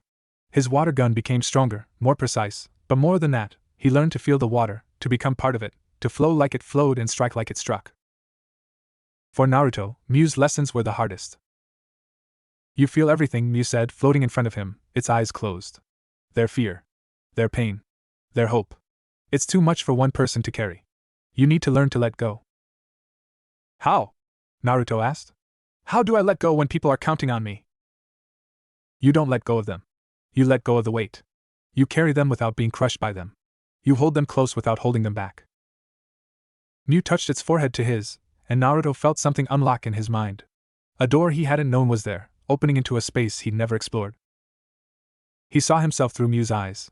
Saw the fire that burned in his chest, the bond that connected him to Kurama, the trust that was growing between him and Gamakichi. Saw the fear he carried, the doubt, the weight of a name that was too heavy for anyone to bear. And he saw, for the first time, that he didn't have to bear it alone. By the end of the week, they were different. Kurama could summon the white flames at will now, a controlled burn that could cut through steel without exhausting him. He was faster, stronger, more aware. When he stood beside Naruto, their bond was a living thing, a pulse of warmth that connected them in ways Naruto was only beginning to understand. Gamakichi had grown. Not physically, he was still a Froku, still small, still learning. But there was a confidence in him now that hadn't been there before. A certainty. When he moved, the water moved with him, and when he struck, the water struck with him. And Naruto felt like he was seeing the world for the first time. He could feel Kurama's heartbeat in his chest, could sense Gamakichi's water before it left his body, could feel the pulse of the earth beneath his feet and the wind in the air above. You're ready, Mew said on their last night in the cave. Naruto looked at his Pokemon. At Sasuke, who had been training alongside them, his Charmander learning to channel its fire in new ways, his bond with it deepening with every passing day. What happens now? Naruto asked. We go to Saffron. There's someone there who can help. Someone who's been fighting Team Rocket for longer than you've been alive. Saffron? Sasuke's voice was sharp. That's dangerous. I know. But it's where we need to be. It's where they're planning to strike next. Naruto felt the weight of Mew's words settle on his shoulders. But it wasn't the same weight he'd carried before. It was lighter somehow. Or maybe he was just stronger. When do we leave? Tomorrow. At first light. Naruto nodded. He looked at Kurama, at Gamakichi, at Sasuke and his Charmander. His team. His partners. His friends. Then we better get some sleep, he said. Tomorrow's going to be a long day. They left the cave at dawn, the mist rising from the cerulean cape like smoke, the sun a pale disk behind the clouds. Mew floated beside Naruto's shoulder, its small form hidden beneath his jacket, its presence a warm pulse at the edge of his consciousness. Sasuke walked beside him, his Charmander at his heels, his eyes scanning the horizon. He hadn't said much since they'd decided to go to Saffron, but Naruto could feel the tension in him, the weight of what they were walking toward. You don't have to come, Naruto said quietly. Sasuke's jaw tightened. Yes, I do. It's not about revenge. What happened to your father? It's not about revenge. Sasuke's voice was sharp, but there was something underneath it that sounded like pain. It's about finishing what he started. Making sure no one else has to lose someone the way I lost him. Naruto nodded. He understood that. He understood it better than he wanted to. They walked in silence for a while, following the coastal path that would take them to the main road. The ocean was on their left, gray and restless, the waves crashing against the rocks below. On their right, the cliffs rose up, gray stone and green grass, the occasional tree bent by the wind. Kakashi found them an hour out of Cerulean. He was sitting on a rock at the side of the path, his herdier at his feet, a book in his hand.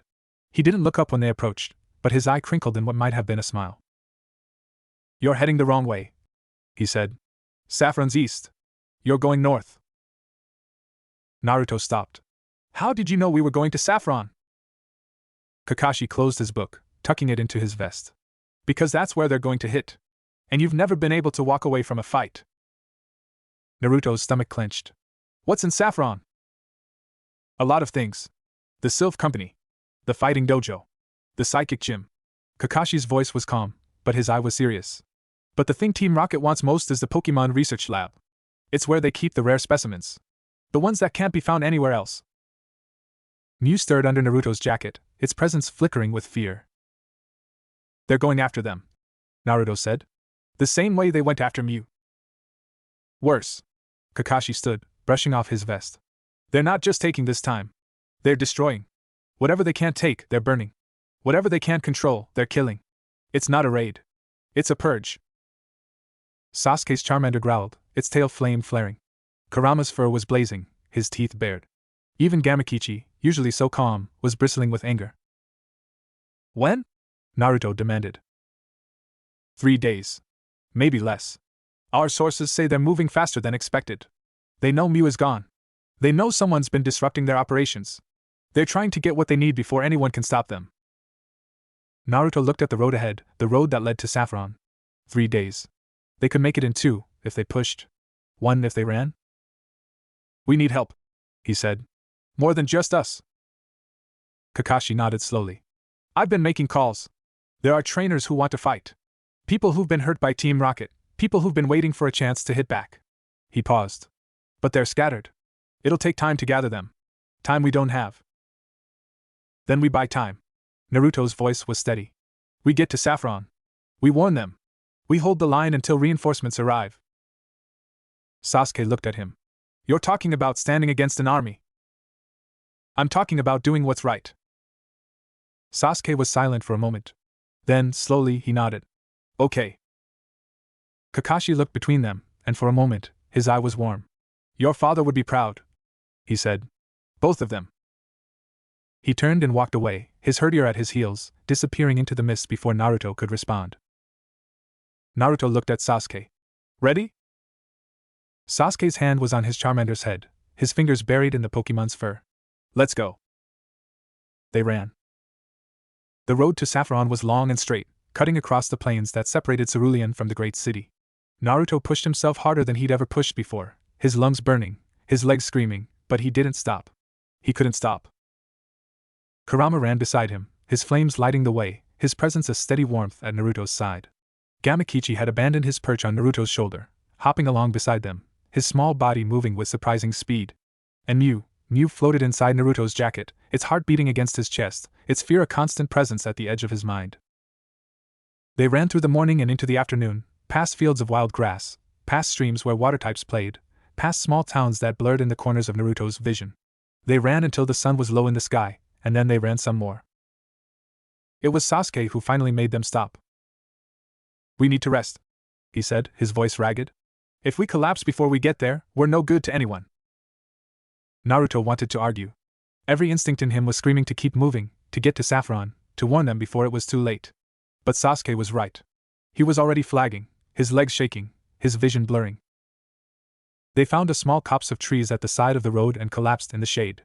Kurama curled up beside Naruto, his warmth seeping into Naruto's bones. Gamakichi found a puddle and lay in it, his bubble sac pulsing slowly. Charmander sat beside Sasuke, its tail flamed the only light in the gathering dark.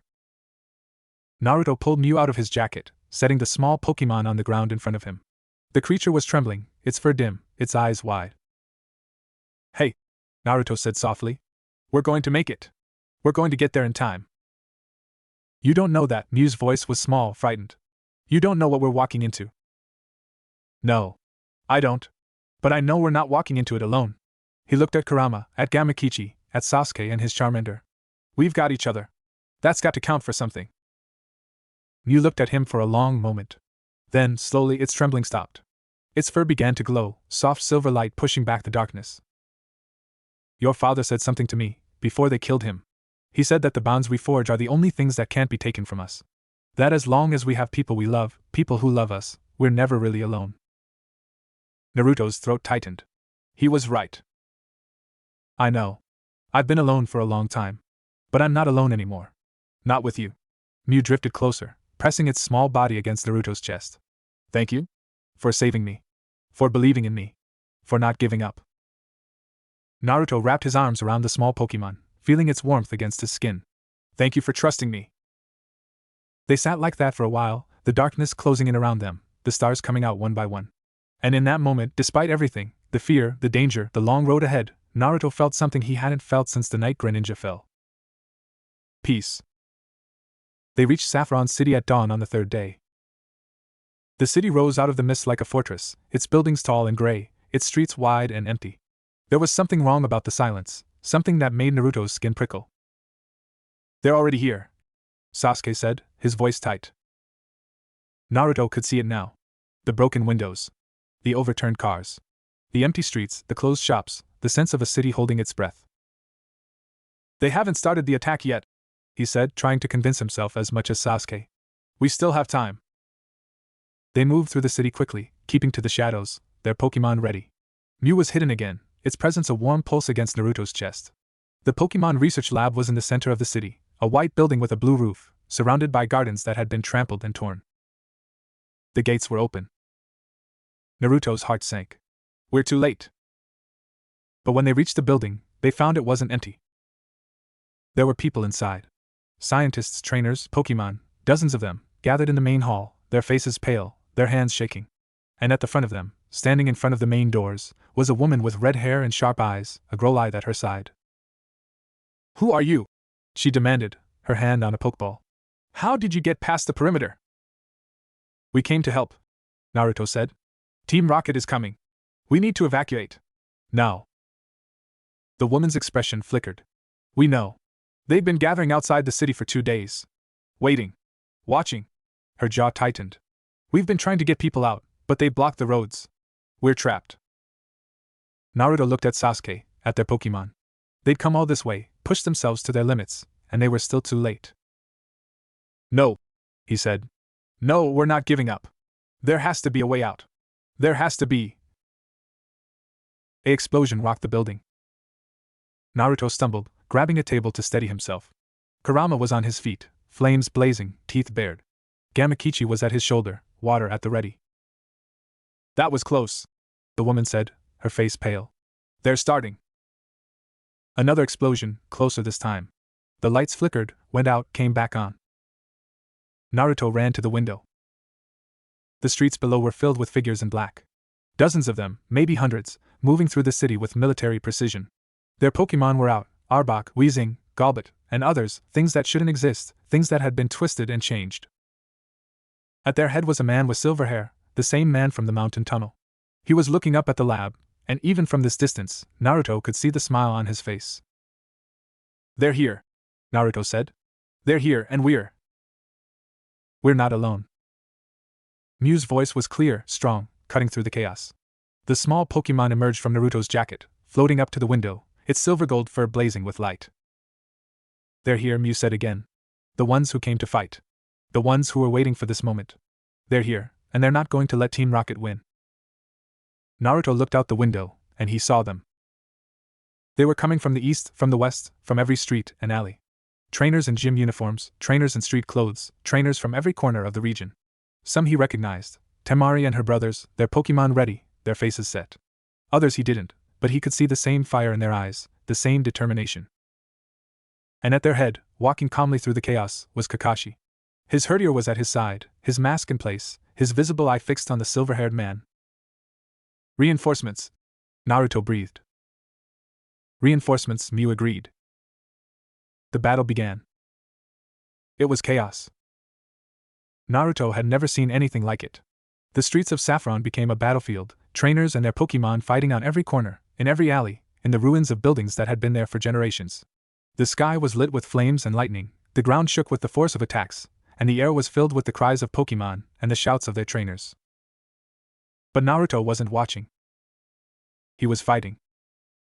Kurama was beside him, his white flames cutting through the darkness, driving back the twisted Pokémon that Team Rocket had brought. Gamakichi was on his shoulder, his water jets precise and deadly, protecting them from attacks that came from every direction. And Mew was above them, a beacon of silver light, its power pushing back the shadows that threatened to overwhelm them. They fought through the streets, pushing toward the center of the city, toward the man with silver hair. He was the key. If they could take him down, the rest would break. "You're persistent, boy," the man said when they finally reached him. He was standing in the middle of a ruined square, his Arbok at his side, his smile cold. "But persistence isn't enough. Not against what we have." He raised his hand, and the Arbok struck. Kurama was ready. The white flames erupted, meeting the Arbok's attack head-on, pushing it back, burning through the darkness that surrounded it. The serpent screamed, its body twisting, its scales cracking. But the man only smiled. "You think that's enough?" He reached for another Pokeball, and the thing that emerged made Naruto's blood run cold. It was like nothing he'd ever seen. A mass of shadows and teeth, of eyes and claws, of things that shouldn't exist. It moved like a nightmare, its form shifting, changing, never staying the same for more than a moment. "What is that?" Naruto breathed. "Phase 2, the man said. "The future. And you're standing in its way." The thing struck. Kurama's flames met it, but the shadows swallowed them, absorbed them, turned them into something else. Gamakichi's water jets passed through it like it wasn't there. Mew's light pushed it back, but only for a moment. It was going to kill them. Naruto could see it, feel it, know it with a certainty that settled in his bones. They weren't strong enough. They weren't ready. They were going to die here, in this ruined square, and there was nothing they could do.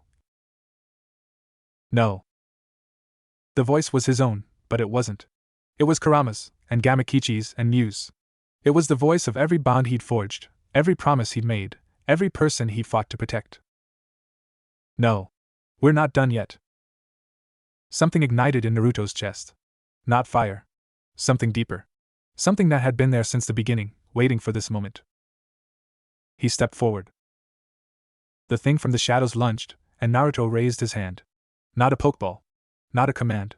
Just his hand open, empty, reaching out to meet the darkness. The light that erupted from him was not his own. It was Kurama's fire, burning white and pure. It was Gamakichi's water, flowing like a river. It was Mew's power, ancient and terrible and beautiful. And it was something else, something that belonged to Naruto alone, the stubborn, stupid, unshakable belief that things could be better, that people could be saved, that love was stronger than fear. The shadows screamed. They burned, they shattered, they fled. The thing that shouldn't exist dissolved in the light, its darkness stripped away, its form unraveling. The man with silver hair stared, his face going white, his hands shaking. "That's not possible," he whispered. "That's not—" Kurama's flames cut him off. Not to kill. To stop. To end.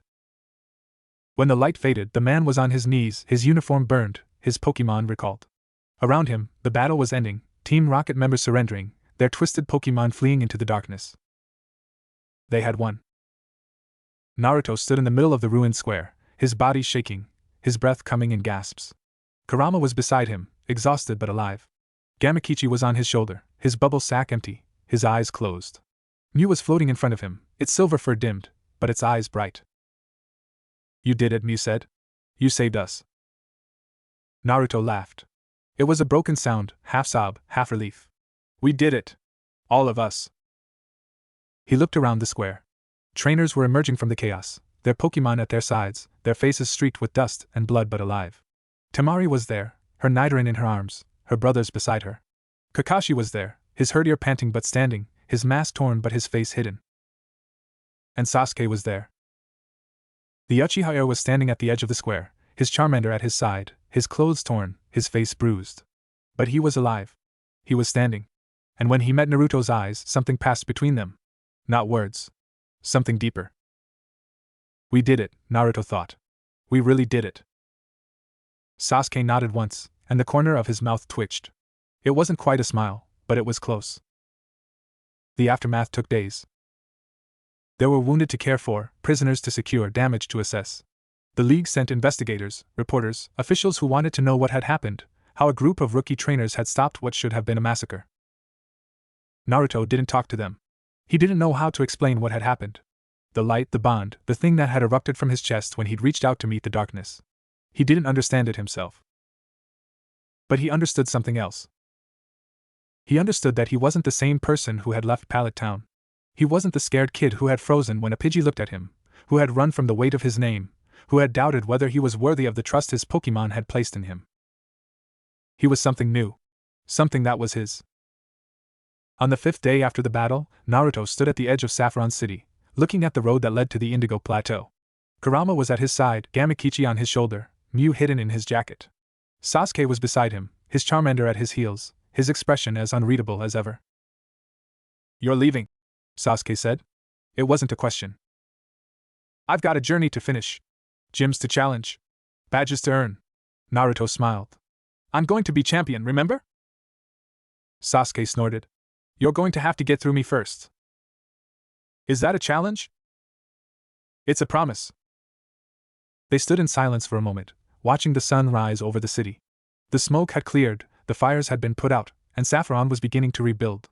It would take time, but it would heal. They all would. "The creature," Sasuke said. "Mew. What are you going to do with it?" Naruto touched his jacket, feeling the warmth of Mew's presence. "It wants to come with me. For now, anyway. It says it's got things to teach me. Things I need to know." Sasuke nodded slowly. "Be careful. What you have, what you can do, people are going to want it. The League. The media. Team Rocket, if they ever regroup." He met Naruto's eyes. "They're going to try to use you." "Let them try." Naruto's voice was steady. "I know who I am now. I know what I'm fighting for. And I know I'm not fighting alone." Sasuke was quiet for a long time. Then, slowly, he reached out his hand. It wasn't a handshake. It was something more. Something that looked like respect. "Don't lose," Sasuke said. "If anyone's going to beat you, it's going to be me." Naruto took his hand. "Same to you." They stood like that for a moment, two trainers on the edge of a journey, their Pokémon at their sides, the road stretching out before them. Then Sasuke pulled away. He walked back toward the city, his Charmander at his heels, his hands in his pockets, his posture as closed off as ever. But Naruto saw him glance back once, just once, and there was something in his eyes that hadn't been there before. Hope. Naruto turned to the road ahead.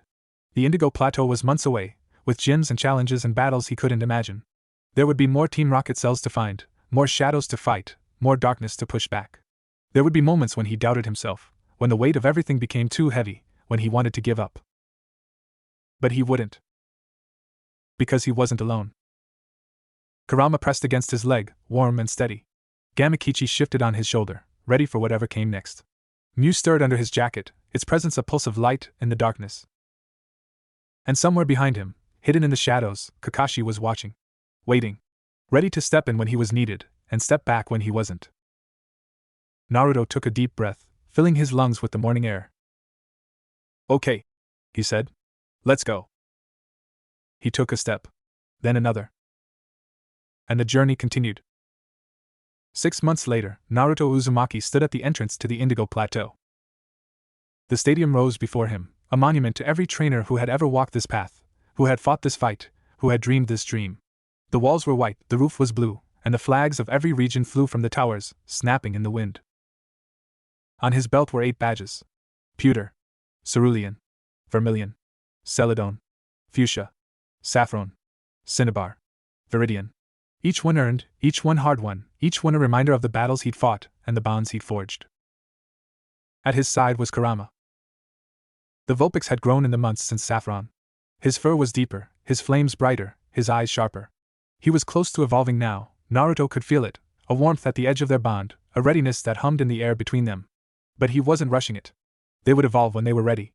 When the time was right. On his shoulder was Gamakichi.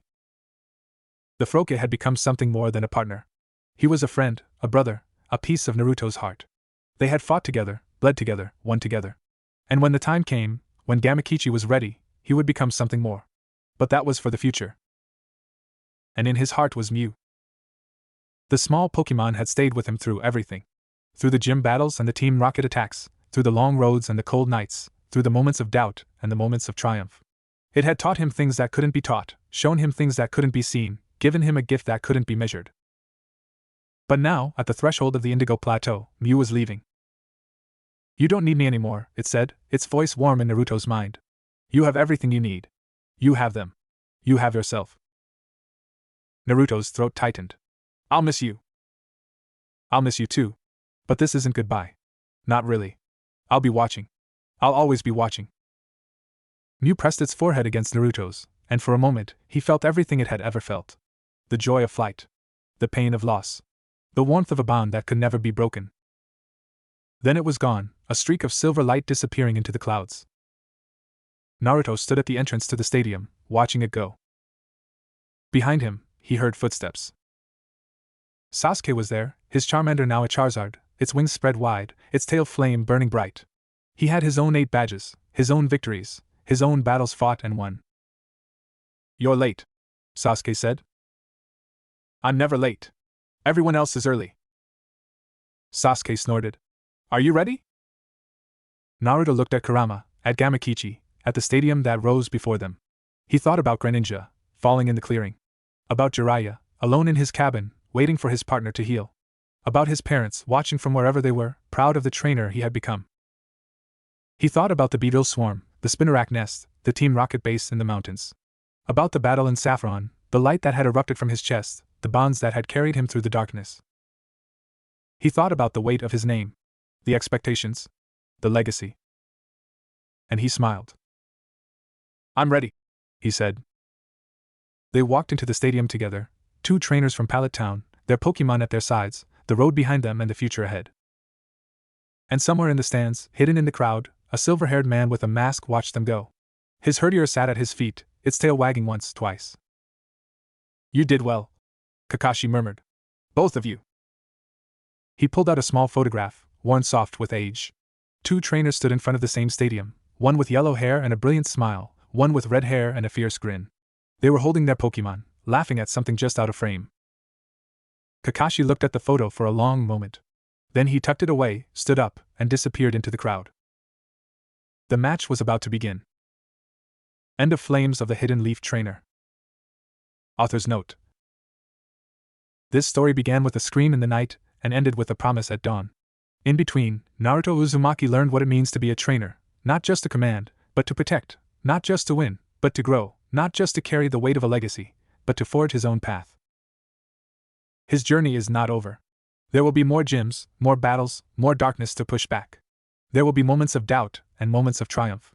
There will be bonds forged and bonds tested. But for now, he stands at the threshold of the Indigo Plateau, his Pokemon at his side, the road behind him and the future ahead.